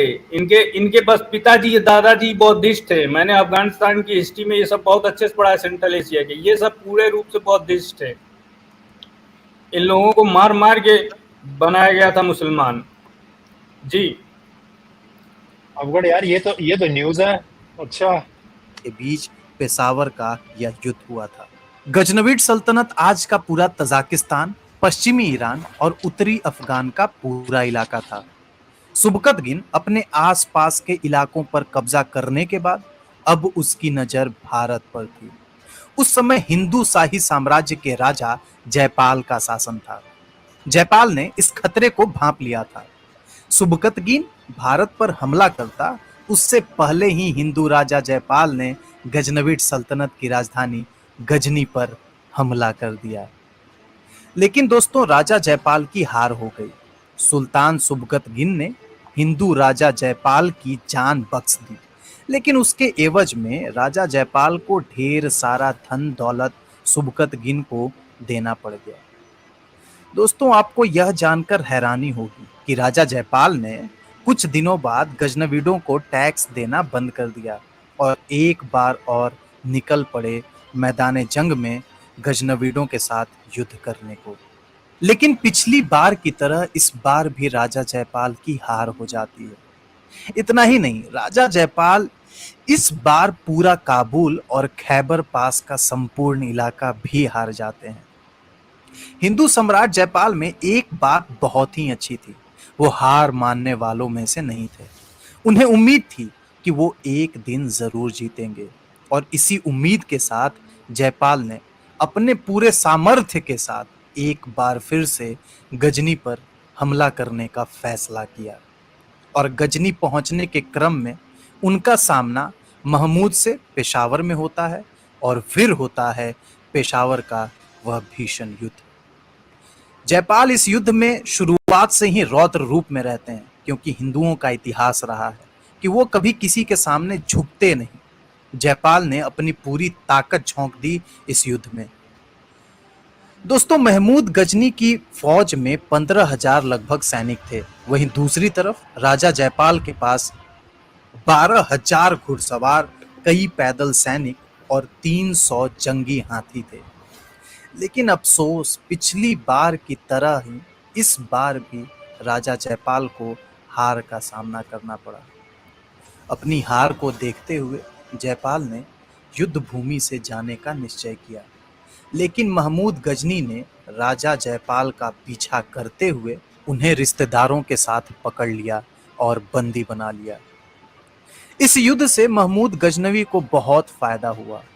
जयचंद की कई हाथी घोड़ों से महमूद की सैन्य शक्ति बहुत बढ़ गई। महमूद गजनवी ने राजा जयचंद को फिर से बहुत सारे धन दौलत लेने के बाद छोड़ दिया। अपनी हार से आहत होकर हिंदू सम्राट जयचंद हिंदुस्तान लौट आए। यहाँ आने के बाद उन्हें और अपमान और तिरस्कार का सामना करना पड़ा। परिस्थितियों को अपने विपरीत देखते हुए जयचंद ने अपने बेटे अनंतपाल को तख्त पर बिठाया और एक जलती चिता में अपने आप को आग के हवाले कर दिया। तो दोस्तों बस इस वीडियो में इतना ही। मिलते हैं बहुत जल्द अगली वीडियो में। तब तक के लिए दीजिए इजाज़त। बहुत बहुत धन्यवाद।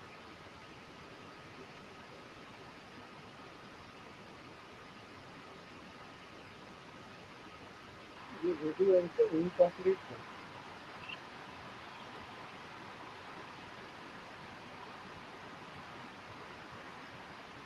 चलिए फिर जो है फाइनल कमेंट्स लेते चलते हैं। तो भाई साहब एक बात है, ये पृथ्वीराज चौहान की या मोहम्मद गौरी की कोई आपस में रिश्तेदारी थी?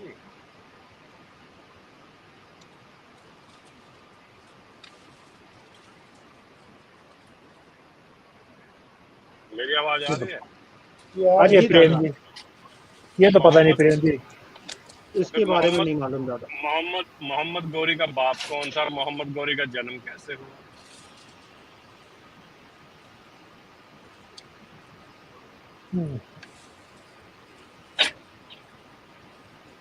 बताइए भाई प्रेम जी। ये अभी तो बड़ी लंबी हो जाएगी बात, स्ट्रीम खत्म होने वाली है, फिर करेंगे। लेकिन इनका खून का रिश्ता था आपस में दोनों का। हाँ, ये खून का रिश्ता था इनका आपस में। ये जो मोहम्मद गौरी के अंदर जहर घोला गया था ना, ये ऐसे नहीं घोला था। ये जो हमारे राजा लोग थे ना, ये भी छमिया के तो ये भी शौकीन थे।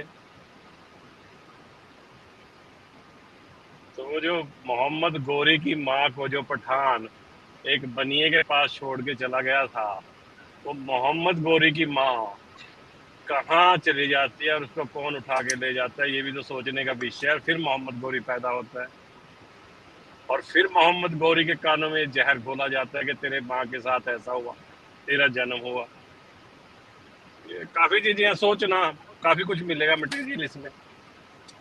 चलो लास्ट वो ले लो जी।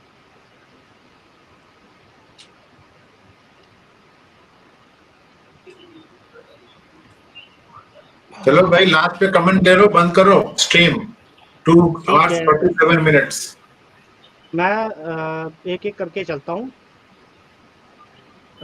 नीचे से चालू करता हूँ। अवगढ़ भाई बताइए। अवड़ को शुरू से आना चाहिए, ये बीच में आके गड़बड़ करता है कि ये हुआ वो हुआ। अफगान के कन्वर्जन के बारे में पूरा एक स्ट्रीम करके बताना होगा। ठीक है दादा, हाँ? मुझे मालूम नहीं था। क्या मालूम ये नहीं वाला था? अब मैसेज तुमने एक करता है, स्ट्रीम व्हाट्सएप में मैसेज दिया था तुम्हारे को, स्ट्रीम पे यार भेजा तो मैंने तुमको लिंक। मैंने देखा ही नहीं था। तो ये मेरी गलती है क्या? हाँ वो वही कहा ना, मुझे मालूम नहीं था, मेरी गलती है। मैं टाइम भी लिखा था कि 10 बजे शुरू करेंगे हम लोग। मैं अभी 9 बजे तो आया हूँ, 9 साढ़े 9 बजे के आसपास। खैर स्ट्रीम को बाद में देख लेना, पूरा स्ट्रीम देखना, फिर बाद में कमेंट करना तो मालूम पड़ेगा। ठीक है प्रदीप, दूसरे से चलिए। जय दादा, जय दादा। अरे हाँ, आज काफी चीजों का पता चला जिसका कुछ भी मुझको तो बिल्कुल नहीं पता था, और कुछ प्रेम जी ने जाते जाते जो चीजें जोड़ दी हैं, तो इस पे होनी चाहिए स्ट्रीम। तो प्रेम जी आवाज आप ही साफ आ रही है, बताइए। आवाज आप लोगों को साफ आ रही है, मुझे नहीं आ रही आवाज। मेरी आवाज आपको साफ नहीं आ रही प्रेम जी? मेरे को हमें क्लियर आ रही है। हाँ प्रेम तो दादा के पीके, उसमें थोड़ा हाँ इशू तो है। पीके आप दोबारा बोल देना। प्रेम जी ने अभी जो गौरी और इसके बारे में जो बोला है, लगता है एक बार इसके बारे में बात करनी चाहिए। तो ये इसका जो मटेरियल है फिर प्रेम जी को सजेस्ट करेंगे। प्रेम जी आप ही खुलासा करना है इसके ऊपर, अगर बीबी दादा गिरी करते हैं। ये इंटरेस्टिंग चीज है।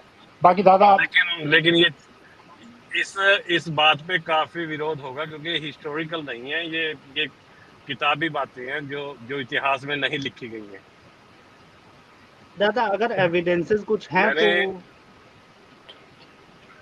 एविडेंसेस सारे इनके जो राजपूत हैं, इनके वो होते हैं, हरिद्वार में बैठे हैं, पुष्कर में बैठे हैं, सब कुछ किताबों में दर्ज है, 1000 साल की हिस्ट्री दर्ज है, एक हादसा दर्ज है वहां पे, और वो वैलिड होते हैं। आपको शायद एक बात नहीं पता, बीबी दादा को पता है, जो इन राजपूतों के वो मठ है ना जो लिखने आते हैं साल में या 2 साल में एक वो लिखने आते हैं कितने परिवार में मेंबर है, कितने मर गए, क्या क्या हुआ, उनको पैसे देते हैं, वो कोर्ट भी उनको मानती है, कोर्ट में भी वैलिड है उनका एविडेंस।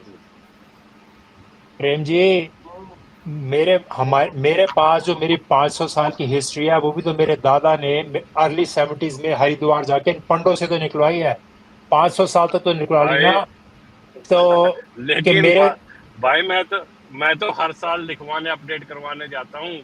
हाँ भाई, हम तो तभी जाते हैं अगर किसी की मृत्यु हो गई तो उस वक्त जाके भाई इसका जन्म हुआ है, इतने चले गए, तो उस टाइम पर जो भी जाता है परिवार का, चाहे चाचा का, ताए का, बुआ का, वो लिखवा आते हैं सब कुछ।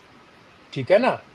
तो आप जो तरीका कह रहे यही हैं, है, हाँ तरीका यही है, लेकिन मैं ऐसा करता हूँ, अगर मैं घूमने भी गया हूँ ना ऋषिकेश, तो पता तो है वो कहाँ बैठे हैं यार। अगर 500 700 1000 रुपए की उनकी हेल्प कर दी, साथ में वो अपडेट करते हैं, उनके साथ चाय का कप हो जाता है और मिलना जुलना चल जाता है, तो मैं ऐसे कर लेता हूँ। नहीं, आप ठीक कह रहे हैं। हमारे घर में भी और में भी अगर कोई, जैसे चलो यार आज हरिद्वार जाके डुबकी, अपने पंडे को लोग मिल के आते हैं। मैं तो इतने सालों से बाहर हूं ना, मैं तो 1-2 बार गया हूँ। एक बार माता जी का देहांत हुआ 2009 में और पिताजी का देहांत हुआ 18 में। मैं तो पहली बार 2009 में गया था अपने पंडे के पास कि भाई ये होता है, ये होता है, ये होता है। तो मैंने एक 200 साल पुराना कागज देखा जिसमें मेरे पता नहीं कौन से परदादा के भी, माता जी के भी 1800 किस में आई थी। कुछ उर्दू में भी लिखा हुआ है प्रेम जी। वो मेरे चाचा जी गए थे, मेरे पिताजी के ध्यान जब हुआ 18 में, वो पढ़ पाए उसको उर्दू में क्या लिखा हुआ था। जो उनके दादाजी आए थे कुछ लिख के चले गए थे अपने हाथ से। तो वो रिकॉर्ड ऑथेंटिक है, बिल्कुल ठीक कह रहे हैं आप, वहां मिल जाएगा। मैं तो म्यूट करता हूँ। वहाँ मिल जाता है सब कुछ, और सबका मिल जाता है, करीब यही नहीं। और जाना चाहिए भाई वहाँ। मैं तो उनको पंडे को हंस रहा था, मैं कि यार इसको हार्ड ड्राइव पे कर दो, ये कोई आग वाग लग गई। वो कहता कुछ नहीं होगा, सब कुछ हार्ड ड्राइव पे भी है। वो उसमें लिखते हैं ना, वो बाही लिखते हैं, समझ रहे हो ना। हाँ हाँ, और बहुत और वो लिखते भी किसी और ढंग से है, बहुत अच्छा लगता है जब वो लिखते हैं। वो कागज भी स्पेशल है कोई वो। कागज भी वो स्पेशल है। तो ये जितने इन्वेडर्स आए ना यहाँ इंडिया में, इनका हमारे से कुछ ना कुछ खून का रिश्ता भी रहा है पुराने जमाने में। दादा वो अरे ऐसे रहा है कि आपने जेनेटिक्स शायद नहीं देखी होगी। जेनेटिक्स में इंडिया से आउटवर्ड जो है फ्लो है, ठीक है, तो इस वजह से ये ऐसा रहा है। अरे अभी जो अवगढ़ ने बोला है कि ये जो जिसके नाम के ये सारे बुद्धिस्ट थे, अगर बुद्धिस्ट थे तो उससे पहले हिंदू थे। हाँ ये तो बोल रहा है अवगढ़, ये तो मुझे आप पता है, नहीं ये तो दादा, न्यूज है। हाँ आप अफगानिस्तान की सिर्फ बात कर रहे हैं, मैं genetic history of the planet कह रहा हूँ। ओके। अरे उसमें भाई वो मेरू जो मजार शरीफ है ना अफगानिस्तान का, वो मेरू नगर नाम से था। मजार शरीफ कहाँ पड़ता है? वो उस साइड वो क्या कहते हैं, कजाकिस्तान में क्या नाम है उसका, किर्गिस्तान की मैं तरफ। दादा मेरे दिमाग में एक बात आती है, इतना हमारा नुकसान इस्लाम ने नहीं किया जितना बुद्धिज्म ने किया है। आपको ये बात माननी पड़ेगी, कड़वी है लेकिन सच्चाई है। जय भारती साहब, शायद जी दादा। मैं क्या बोलता रहा, आज मेरे को प्रेम जी ने कंफर्म किया। मैं क्या बोलता हूँ कि सबसे बड़ा जो हमारा दुश्मन था वो गौतम बुद्ध था। मैं बोलता था ना स्ट्रीम में, कितनी बार बोलता था। अरे आपने भाई बोला मेरे बात प्रेम जी, एक मिनट अवगढ़, एक मिनट। ये वीपी दादा ने बोला बुद्धिज्म। मेरी जो अमेरिका में जब मैंने दोबारा बैचलर किया, मेरी वर्ल्ड रिलीजन की क्लास थी। पहले 10 हफ्ते 12 हफ्ते उसने जूडिज्म पढ़ाया, बाकी के 4 हफ्ते बुद्धिज्म। मैंने तो उसके मुंह पे बोला था कि ये मेरे प्रोफेसर के, मैं कहा जो आदमी अपनी बीवी और बच्चे को छोड़ के चला जाए अपने कर्म से, सारे लोग मेरा मुंह देख रहे। और वो जो मेरा प्रोफेसर था, उसका एक तकिया खिला था, that's very interesting, that's very interesting. तो मेरी जो भड़ास थी, मैंने तो अपनी रिलीजन की क्लास में निकाल दी थी उसके सामने। ये बुद्धिज्म तुम पढ़ा रहे हो, बकवास। मैं गाली निकालना चाहता। एनीवे दादा ठीक, बीबी दादा ठीक कह रहे हो, मैं आपके साथ हूँ इस बारे में। और एक चीज और, वहां पे ना अभी भी वो अफगानिस्तान में इंडियन नेम के शहर है, जैसे बगराम और नगरहार, तो ऐसे कई शहर हैं, रामरहार करके, इस तरह करके बहुत सारे वहाँ कस्बे और सिटीज हैं। अरे आज की स्ट्रीम में आप देख रहे हो ना, आज की स्ट्रीम में गंधार बोल रहे हैं। जयपाल के टाइम में भी गंधार बोलते थे उसको, अभी वो गंधार जी हुआ जी। है। गंधार मतलब गंधारी, गंधारी मतलब कौन? दुर्योधन की मम्मी। हाँ तो ये तो पूरा पूरा इलाका ही वो था। ये तो जब ये बेवकूफ पैदा हुआ ना, ये 626 में, इसने सत्यानाश किया ना पूरे हिंदुस्तान का। वो उसके बाद में अशोका आ गया, अशोका ने और बजा दी। वो अपने पॉलिटिकल माइलेज गेन करने के लिए बुद्धिज्म धर्म अपना लिया। नहीं, माइलेज तो गेन करने के लिए ठीक है, तो माइलेज गेन करके बुद्ध बन जाना, लेकिन तो दूसरों को क्यों मार रहा है? कितने हिंदुओं को कत्ल किया था उसने? करीब 3 करोड़ उसने मार उस करके टाइम में। हिंदुओं को बौद्ध बनाया था। और भाई मैंने कल भी बोला था, अगर किसी को आज का हिस्टोरियन द ग्रेट बोलता है, इसके मतलब ये हुआ कि वो सनातन धर्म के खिलाफ था। भाई हाँ। दादा मैं अगर सही हूँ तो ये आप 323 के आसपास की बात कर रहे हैं ना, कलिंगा की?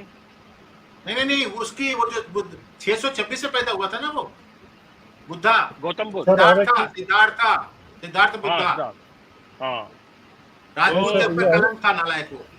तो ये ना ये अशोका का एक बात बताऊं सर एक अशोका की बात बताऊं मैं। लोग बोलते हैं कलिंग के युद्ध के बाद वो जो है एकदम अहिंसा के पुजारी हो गए थे, लेकिन एक किताब में पढ़ा था, उसमें दिया हुआ है कि उसके बाद भी वो लोगों को मारे। उसके दादा बाद वही तो मार काट करी है। मार काट करने के बाद इधर आपका नॉर्थ ईस्ट से किसी राजा ने जो है जाके तबाह किया है उसको, और बाकायदा इंस्क्रिप्शन में अपनी लिखा है वो। और इसके अलावा जो है इसने मारकाट मचा रखी थी, सर पे इनाम रखा था इसने, जिसकी वजह से इसके भाई कई सर काट के लास्ट में ले आए थे। और दूसरी चीज, इन्होंने जो नपुंसक बनाया ना, चाहे उसमें राजपूत थे, चाहे मौर्य थे, चाहे मराठे थे, इन्होंने जो 800 साल, ये कहते ना झूठ है, वैसे मैं नहीं मानता, ये इन्वेडर्स आए, हम लोगों ने लड़ना छोड़ दिया था, बच्चे पैदा करना छोड़ दिए थे, भिक्षु बन गए थे। तो ये सबसे बड़ी दिमक जो टर्माइट है ना, सनातन को सबसे बड़ी, देश को जो सबसे बड़ी टर्माइट है, ये बुद्धिज्म है। आपको कभी मौका नहीं मिला, आप कभी जाइएगा धर्मशाला, मैं निकल जाता हूँ गर्मियों में, टाइम होता है, वहां पे जो तिब्बतिन रहते हैं ना, जो बौद्ध के लोग हैं, क्या बोलते हैं यार उनको, जो लाल से कपड़े डाल के रखते हैं, भगवे से, बौद्ध भिक्षु, भाई साहब, they hate Hindus more than Islamic people. आप उनसे बात करके देखना, आप उनकी दुकान पे जाके देखना, ठीक है? वो आज भी उनके दिमाग में और दिल में पता नहीं क्यों इतनी नफरत है। ये सिर्फ एक पॉलिटिक्स है। दलाई लामा जी बैठे हैं, उनको पता है कि वहाँ क्या हो जाएगा चाइना के चक्कर में, अदरवाइज कुछ नहीं है। ये एक वही लॉलीपॉप है चूसने वाला, जिसको धीरे धीरे चुपे जाओ और खत्म नहीं होता, और कुछ नहीं है ये। नहीं तो ये लोग साले यहाँ रिफ्यूजी बन के आ रहे हैं, हम ही लोग के टुकड़ों पे पल रहे हैं, जूठनों पे, और हम ही लोग से हेट कर रहे हैं। दिखा दो उनके जहाँ शॉपिंग सेंटर, उनके नखरे देखना। मैं जाता हूँ शॉपिंग करने उनके वहाँ, हालांकि उनके बच्चे जो यहाँ, लड़कियाँ यहीं पैदा हुए हैं, जनरेशन जो उनकी सेकंड जनरेशन है, वो 100 ईयर से यहाँ रहते हैं। आप उनका एटीट्यूड देखिए, आप उनसे बोल के तो दिखाइए, भाई ये 500 रुपये महंगा है, इसको 10 रुपये कम कर लो, या कुछ ऐसे बार्गेन करके दिखाओ। वो बात नहीं करते आपसे, कितना एटीट्यूड है उनका, देखना तो सही है आप। तो ये लोग भी, ये इस्लामिक से भी ज्यादा खतरनाक है, जो हमारे घर घर में अब ये हो रहा ना, जय भीम और जय मीम, ये भी एक बहुत बड़ी बुराई है देश में। दादा अगर इसमें तुम्हारे को नॉलेज है, मेरे को ये बताओ कि इनमें जो नफरत है वो आज की मूवमेंट की है या पहले से भी है? अरे ये ज्यादातर ये आज की मूवमेंट की। असल में भीमराव अम्बेडकर, कुछ उनको पर्सनल ग्रज थी या ईगो था, कुछ भी था, उन्होंने हिंदुइज्म छोड़ दिया। उनको ऑफर दिया गया इन्होंने, आर्य समाजियों ने, कि तुम अपना एक अलग हिंदुइज्म का सेक्ट क्रिएट कर लो, खुद से ब्राह्मण बनाओ, खुद से अपनी शादियां तय कराओ, मतलब शादी से फंक्शन हो इस तरह के, अगर तुम्हें जातिवाद खत्म करना है। तो इन्होंने नहीं कहा, इन्होंने बौद्धिज्म अपनाया। तो उस समय जितने बौद्धिज्म के ये महायान, हीनयान, वज्रयान जितने ये थे, इन्होंने उन लोगों ने इनको रिजेक्ट कर दिया, कहा हम नहीं लेंगे तुमको। इन्होंने बुद्धिज्म का एक नया बनाया नौकायान। एक्चुअली बाबा साहब थे एथियस्ट, तो इन्होंने बनाया नौकायान। अब नौकायान में उन्होंने 10-12 प्रतिज्ञाएं ली कि हम हिंदू देवी देवताओं की पूजा नहीं करेंगे, हम रामकृष्ण को कभी उनके पैर नहीं छुएंगे, दुनिया भर का जहर मतलब 10 प्रतिज्ञाओं में ले लिया। अब जो ये अम्बेडकर के पोते होते थे, अब ये हो गए बड़े, अब ये लोग आ गए, ये लोग अब 22 प्रतिज्ञाएं बना दिए हैं। अब होता क्या है ना, लोगों की बढ़िया से फंडिंग होती है कम्युनिस्टों से, और ये जितने कम्युनिस्ट थे इंडिया में सब घुस गए इसमें, जो कम्युनिस्ट विचारधारा थी, जो अब मतलब मर रही थी, तो अब अपना वजूद बचाने के लिए इसमें घुस गए ये जो नौ बौद्ध हैं। अगर प्लीज एक बात सुन ले, जो हमारे जो नेहरू के ऊपर जो सीरीज हुई थी, वो जो हम लोग 13 सीरीज की थी, उसको सुना था ध्यान से? नहीं सुना होगा। मैंने सुना है दादा, मैंने सुना।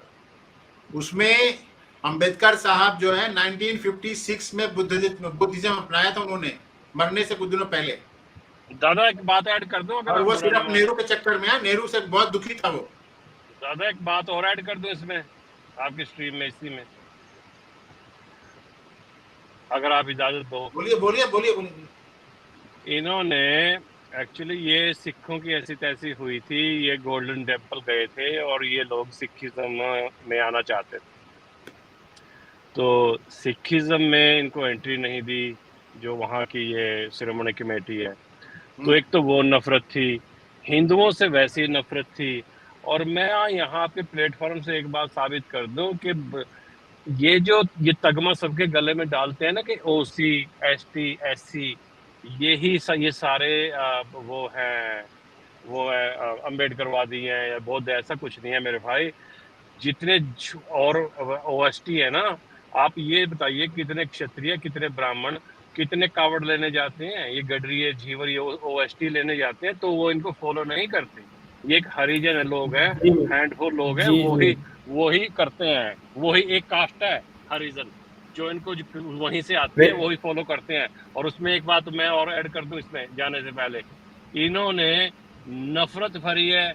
ये जो स्टेज पे आज की डेट में भी कहाँ का मंत्री था, मेरे पास नाम भूल गया, कहते हैं हम राम को नहीं पूजेंगे, हम कृष्ण को नहीं पूजेंगे, हम देवी को देवी नहीं मानेंगे।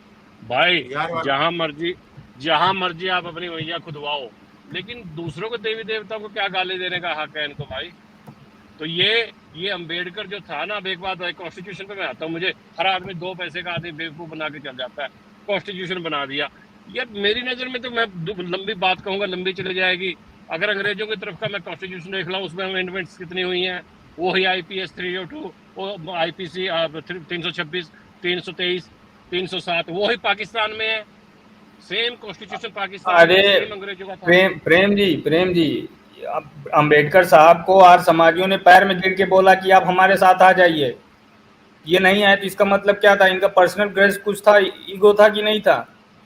और दूसरी चीज, जो ये लोग कहते हैं ना भीम टेकी नारियों को सम्मान दिलाए, वो अपनी पुस्तक में लिखते हैं, कौन सी वांग्मय, उसमें लिखते हैं कि कांग्रेसियों का ये नारीवाद राजनीति मुझे समझ में नहीं आता। अगर सारी नारियां, स्त्रियां सदन में बैठने लगेंगी आके, तो घर के बच्चों को कौन पालेगा पोसेगा, घर कैसे कोई संभालेगा? और बड़ा अच्छा उसमें 150-200 लाइनों का उन्होंने लिखा है पूरा नारियों के विषय में। कौन कहता कि नारियों को पूरा सपोर्ट, लिबरल सब। बहुत अच्छे इंटेलेक्चुअल्स बैठे हैं यहाँ इस प्लेटफॉर्म में। मुझे कभी ये बताइएगा कि 1947 के पहले और बाद में हमारे कॉन्स्टिट्यूशन में कितने अमेंडमेंट्स हुए, किसने किए हैं, क्या क्या बदलाव आया है इसमें? कुछ भी नहीं आया। वही ब्रिटिश इंडिपेंडेंस एक्ट 1935, वो 1935 ही है ना दादा? अरे आगे चलना, बंद करते हैं स्ट्रीम को यार, इसको बंद करो, इसके बाद में कर लेंगे। कॉन्स्टिट्यूशन के बारे में बहुत कुछ बताया है हम लोगों ने, और प्रेम जी को बाद में बता देंगे पूरा। मैं कर रहा तो ये भी बोला था कॉन्स्टिट्यूशन अगर मेरा बच्चा, कॉन्स्टिट्यूशन को जला दूं, हमने पिछली स्कीम में बोला था। वो कॉन्स्टिट्यूशन से लिखा ही नहीं था, BN राव ने लिखा था। बोला था बस, फिर ये बोला ना, ये बनी ना बात, सीधे से कहा। ठीक है, तो फिर मतलब यार वैसे चूर्ण देते रहे ये लोग, हमें चूर्ण खिलाते रहे। उसने बोला कि मेरे को डॉटेड लाइन में साइन करने को बोला था, मैंने तो कॉन्स्टिट्यूशन लिखा ही नहीं, बनाया ही नहीं, जब वो आंध्र प्रदेश का स्टेट बनाने का चल रहा था तो उसने बहुत बड़ा भाषण दिया था, उसको खींचा था लोगों ने कि आपने कॉन्स्टिट्यूशन लिखा है। बोला मैंने कॉन्स्टिट्यूशन नहीं लिखा, मैं तो क्लर्क की तरीके से काम किया था, मैं क्लर्क था।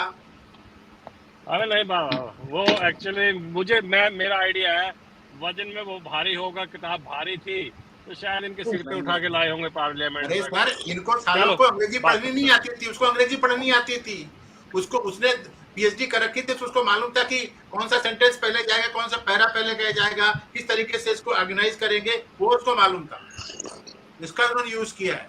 और जैसे ही वो कॉन्स्टिट्यूशन बन गया उसके बाद निकाल के बाहर कर दिया उसको। अपने डॉक्टर राजेंद्र प्रसाद नहीं होते थे तो वो कॉन्स्टिट्यूशन असेंबली में आता ही नहीं था। बिल्कुल बिल्कुल ये बात कही, देखो बिल्कुल ठिकाने पे मारी है चोट आपने, बिल्कुल ठिकाने पे। ठीक है दादा, तो खात्मे की ओर बढ़ता हूँ, बैक स्टेज में बात कर लेते हैं वाली, है ना। तो अभी तक अम्बेडकर प्रेमी है, सुन लो मेरे भाइयों, अम्बेडकर ने कॉन्स्टिट्यूशन नहीं लिखा। अगर इसके बारे में जान मालूम करना है तो मेरी स्ट्रीम में चले जाना, मेरे चैनल में चले जाना, मैंने पूरा एक वीडियो बनाया हुआ है जिसने लिखा है। उसने वर्मा का भी कॉन्स्टिट्यूशन लिखा था और वो नेहरू का दोस्त था, दोनों साथ में इंग्लैंड में पढ़ते थे, और वाइसराय जो यहाँ पर था उसका चमचा था वो, डॉक्टर बी एन राव। और ये भी बता दूं, हमारा कॉन्स्टिट्यूशन जो है वो फतवा आलमगीरी की कॉपी है, मैं इसको प्रूव कर सकता हूँ आगे चल करके, कभी भी स्ट्रीम होगी तो बता दूंगा। नहीं टोटली बिल्कुल सही बात है, सही बात है। अंग्रेजों के पास में कोई सिस्टम नहीं था, फतवा आलमगीरी को कानून बना दिया, उसी अंग्रेजों के कानून को इन लोगों ने कॉन्स्टिट्यूशन में घुसेड़ दिया। बस यही बात, यही तो मैं कह रहा था दादा, यही तो बात है। और वो इतना पागल था, इतना हरामी था साला, जो हमारा पहला प्राइम मिनिस्टर था, मैं साला बोल रहा हूँ ऑन रिकॉर्ड, कि बेवकूफ ने जहां पर जरूरत पड़ी वहां पर सरदार पटेल को यूज कर दिया। जो फंडामेंटल राइट है वो सारे के सारे सरदार पटेल ने बनाए हैं, कि जो भी गड़बड़ होगा तो सरदार पटेल के ऊपर चला जाएगा, आगे जो है किसी और के ऊपर डाल दिया, फिर और किसी के ऊपर डाल दिया। अगर कॉन्स्टिट्यूशन असेंबली की पूरी स्पीच पढ़ो तो मालूम पड़ेगा कहाँ से क्या उठाया है। एक भी स्पीच जवाहरलाल नेहरू ने नहीं दी, और पहला प्रधानमंत्री बन के बैठ गया। सरदार पटेल को एक पीछे करके गांधी के कंधे पर चलकर ऊपर आके कूद के बैठ गया।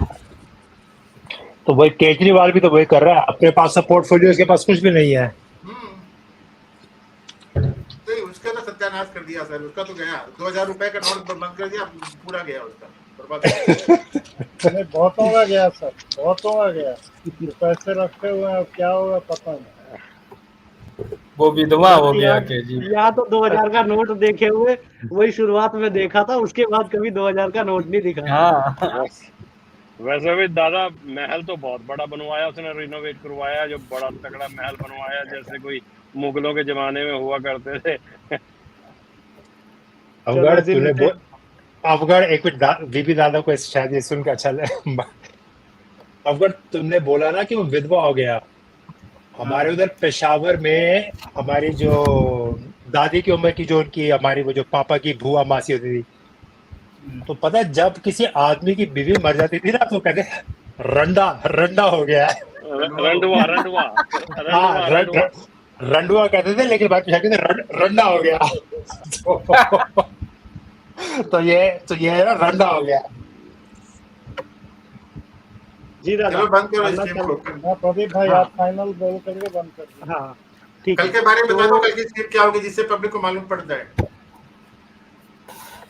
तो कल का आप ही बताओ फिर। मुझे क्या बताना है, मैं तो लोकतांत्रिक आदमी हूँ, मैं कोई जवाहरलाल नेहरू जैसा थोड़े ना। अरे दादा क्या हो गया? तो एसमैन को लाइक नहीं करता, आई डोंट लाइक एसमैन। आपको पूरा व्यू दिया जाएगा, आप बताओ कौन सा है, जो मेजॉरिटी होगा उसके ऊपर करेंगे। मेरे पास दादा आप अपना पढ़ लूंगा, आप अपना ऑप्शन बताइए दादा। इसके बाद वाला जो सीरीज है उसको किया जाए, आगे बढ़ते हैं। तो इसके बाद क्या हुआ, मतलब हम लोग अब सीधा गजनी में पहुंच जाएं। अभी ज्यादा वैसे आपने वो नहीं कवर किया ना, इसमें कह रहे थे कि मैं जो है वो गांधारी का गांधार कवर करूंगा। नहीं वो तो बात की बात है यार, उसको छोड़ दो, वो तो कभी बीच में आ जाएगा। जो मैं कल प्रपोज कर रहा था कि विक्रमादित्य का इंस्क्रिप्शन वहां पे काबा में लगा हुआ है, उसके ऊपर मुझे स्कीम करनी है। विक्रमादित्य का जो राज्य था वो इजिप्ट तक था, उसके बारे में स्कीम करनी है। उसका क्या करना है, क्योंकि मैं हिस्ट्री में आगे नहीं पढ़ना चाहता, पहले इसको पूरा कर देते हैं फिर आगे आ जाएंगे जो भी आना हो। इसी को पूरा कर लो फिर। नहीं विक्रमादित्य को करते हैं ना सर, विक्रमादित्य को पूरा हाँ करते हैं। वो बेटर रहेगा। वो ही कर लो, तो ये कर लो आप और विक्रमादित्य। आपने ये और ये एडवाइस मैंने कल दिया था आपको, आपने मान लिया। 200 एडी से लेकर के 400 एडी के आसपास का पूरा पीरियड जो कवर हो जाएगा। मतलब ये जब पैदा हुआ होगा, पता नहीं इसका बाप था कि नहीं था, पता नहीं कैसे पैदा हुआ वो, इसने इस्लाम पैदा किया, लेकिन ये पक्की बात है कि वहां तक हम पहुंच जाएंगे। तो एक काम करिए, आप वो ले लीजिए, तो इस्लामिक हिस्ट्री आ जाएगी उसमें। नहीं, अगर दादा आप 480 से स्टार्ट करते हैं तो 580 में मोहम्मद साहब भी कवर हो जाएंगे। वही तो कह रहा हूँ, प्री इस्लामिक हिस्ट्री हो जाएगी वो एक तरीके से। प्री इस्लामिक हिस्ट्री नहीं, हाँ हिंदू जो हिंदू लोग थे ना, वो वहां पर सऊदिया में और अरब में रूल करते थे, उस तरीके से कुछ लेके जाना है क्या, मतलब Sanatan Dharma was extending up to Egypt करके इस तरीके से कुछ लेके जाना पड़ेगा। तो ठीक है, ऐसे कर लो। तो ये वाला जो है विक्रमादित्य वाला जो है कल कर लेते हैं फिर। कल या परसों कुछ हुआ ना सीरिया में, आर्कियोलॉजिकल सर्वे ने खोद के निकाला है, वहां पर ये हिंदू टेम्पल मिले हैं और वहां पर बौद्ध की मूर्ति मिली है सीरिया में। लेकिन दादा 480 से आप स्टार्ट करके 560 पे आप स्टक हो जाएंगे, उसके बाद क्या करोगे? बीच में तो हमने कवर कर लिया ना सर। हमारे को तो जो हिस्ट्री, मेरा उद्देश्य ये है कि जो हिस्ट्री में पब्लिक को नहीं बताया गया उस पीरियड को लेकर के आना है। ये लोग अगर बोलते हैं कि हाँ Gupta period was golden period, जो सोने की चिड़िया थी, गुप्ता पीरियड को ही बोलते हैं ना ये लोग। 560 से लेके और 680 तक आपको ज्यादा मटेरियल नहीं मिलेगा, कोशिश कर लेना। हाँ देखते हैं, जो कुछ मिलेगा वो कलेक्ट कर लेना। तो कल वाला जो है विक्रमादित्य वाला वो हो जाएगा, ठीक है। मैं उसको एक मिनट तेरे को देता हूँ, हेडिंग देखता हूँ कैसे करके आती है वो। कल हम लोग दिखाए तो थे शायद उसके बारे में, फिर भी दिखाते हैं। एक मिनट, शायद 57 BC होगा वो।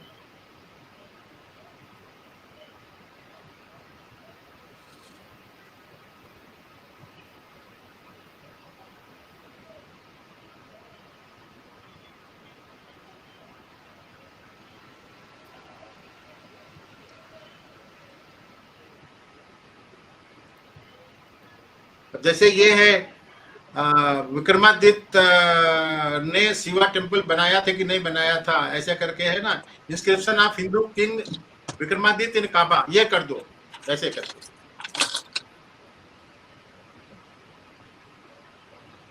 थोड़ा सा मिर्ची लगने दो ना सामने वाले को, क्या होगा, चैनल बैन करवाएंगे ना, क्या फर्क पड़ता है? कैसे चैनल कैसे बैन हो जाएगा, इसमें क्या हो जाएगा चैनल? नहीं बिल्कुल सही है। मिर्ची क्या, मुझे तो बिल्कुल वो क्या कहते हैं जो भरा हुआ मिर्चा होता है वो लगवाओ। मैं थोड़ा शेयर करके बताता हूँ पब्लिक को, थोड़ा झांकी दिखा देता हूँ क्या मैं बोल चाह रहा था। ये बहुत जरूरी है, ये पब्लिक को नहीं मालूम है, हमारे इतिहासकारों ने ये लिखा ही नहीं है। ये देखो सर, लोड नहीं हो रही शायद, दिख गई? हाँ अब आ रही है।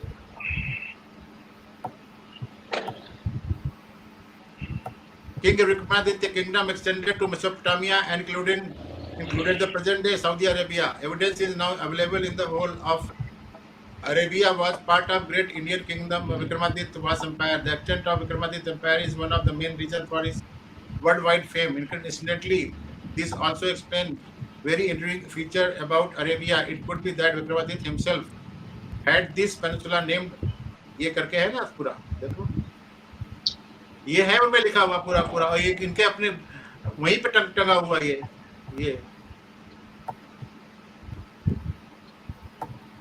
और इसीलिए हिंदुओं को अलाउ नहीं करते वहां पर घुसने के लिए। अच्छा, इसीलिए वो लोग हिंदू मतलब नॉन मुस्लिम को अलाउ नहीं करते वहां पे। मतलब मक्का ये पे। क्या बोल रहे हैं? West other bank of Sindhu river in the south सेतु Badi Narayan in the Himalaya form the north limit and the city of Kapil Vastu, the boundary of the east. There was limit. ये क्या बोल रहा है फिर से? Another shloka is by the grace of command of Shiva, Gandharva Sena's son Vikramaditya reigned as emperor of 100 years. His son Devbhakta, after ruling for 10 years, was killed in a battle by the cruel Sakas. ये देखो.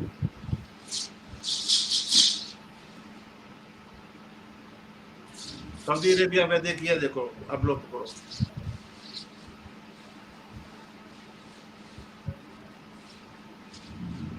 Many lands and its people have forgotten their history. Most of the histories of ancient civilization were either destroyed or adopted by the British to suit their political aspiration. Starting from Africa, Viking, Pagan, Roman, Polynesian island, you will find that the ancient history of these peoples are either lost or Muslims did not lag behind in the quest of colonization and zeal to spread their religion. Simply, I found that traces of ancient religion to the African and this. ये है ना, तो इसके ऊपर कर देते हैं, ज्यादा अच्छा रहेगा. ओके सर, समझ में आया क्या बोल रहा हूँ? जी सर, समझ गया. बिल्कुल जी, बिल्कुल बोल रहा हूँ किस तरीके से बनाने को बोल रहा हूँ. आपको फिर स्टार्ट करना होगा 57 BCE से शायद. प्रदीप. हाँ दादा. ऐसे करो, Gupta empire, Vikramaditya empire extended up to सऊदिया करके लिख दो. ऐसा रख दो बस. सऊदी अरेबिया इतना ही बहुत है मिर्ची लगाने के लिए. और अगर मजाक में लिखनी है टैगलाइन, तो पीके ये भी है कि गुप्त वंश कब तक वंश था और कब गुप्त हो गया. अरे नहीं, ये इसको कोई नहीं करेगा, चैनल को नहीं करेगा. विजित चावड़ा ने तो इसके ऊपर बना रखी है, वीडियो बना रखा है. अरे दादा छोड़ो. नीचे ये भी लिख सकते हैं कि मक्केश्वर वाज नहीं, मक्का वाज मक्केश्वर महाकाल. कल तो मैं वही बता रहा था ना, वो कि कल उसी तरीके से करते हैं. Makkeshwar temple is Mahakal temple. कल तो यही बता रहा था मैं. नहीं, मक्का वाज मक्केश्वर महाकाल इस तरह करके तो वो मिर्चा लगेगा. मिर्चा, वो बड़ी वाली मिर्चा नहीं आता दादा. बाद में तो है, अगर स्लाविक पे करोगे तो उस साइड का जो यूरोप की साइड का है वो मैं बता दूंगा. ऐसा एविडेंस दे दूंगा जिसको कोई नकार ही नहीं पाएगा. आपको देखा है तो हाँ, ऐसा एविडेंस दूंगा, कोई नहीं नकार पाएगा. प्लेनेट पे ऐसा कोई नहीं जो उसे नकार दे. यार ये कैसा रहेगा हेडिंग में? इसको थोड़ा सा देखो कैसा रहेगा. यही कर दो जो अभी ये वर्ड बोल रहा है ना, इसी तरीके से लगा दो इसको. देखो ये क्या, कल हमने दिखाया था इसको शायद. पब्लिक को ये स्ट्रीम में आई थिंक ये सही रहेगा. ये देखो क्या है, अगर ये क्या है? Makkeshwar Mecca Medina and archaeological research on Mecca. ऐसे रखो, इसमें अपना कहीं नाम नहीं आएगा, इतना रख देना है उसको. ये लो. हाँ बिल्कुल बिल्कुल, बहुत बेहद मजा आ गया. मैच हो रहा है ये तो. हर हर महादेव. हाँ, हर हर महादेव. मेरा तो नाम भी उन्हीं के नाम पे है. लेकिन ये मिर्ची मुंह में लगानी है इन लोगों के या कहीं और लगानी है? सर नीचे लगाने से तो पानी पिलेगा, नहीं तो शक्कर खा लेगा वो. पूरे शरीर में लगाएंगे तो वो शक्कर नहीं लगा सकता ना, वहां से पानी कैसे पिएगा वो? पूरी बॉडी में. बॉडी में हाँ, ये भी हो सकता है, पूरी बॉडी में लगा दो. ये वाला यही वाला टाइटल रख देना प्रदीप, ठीक है?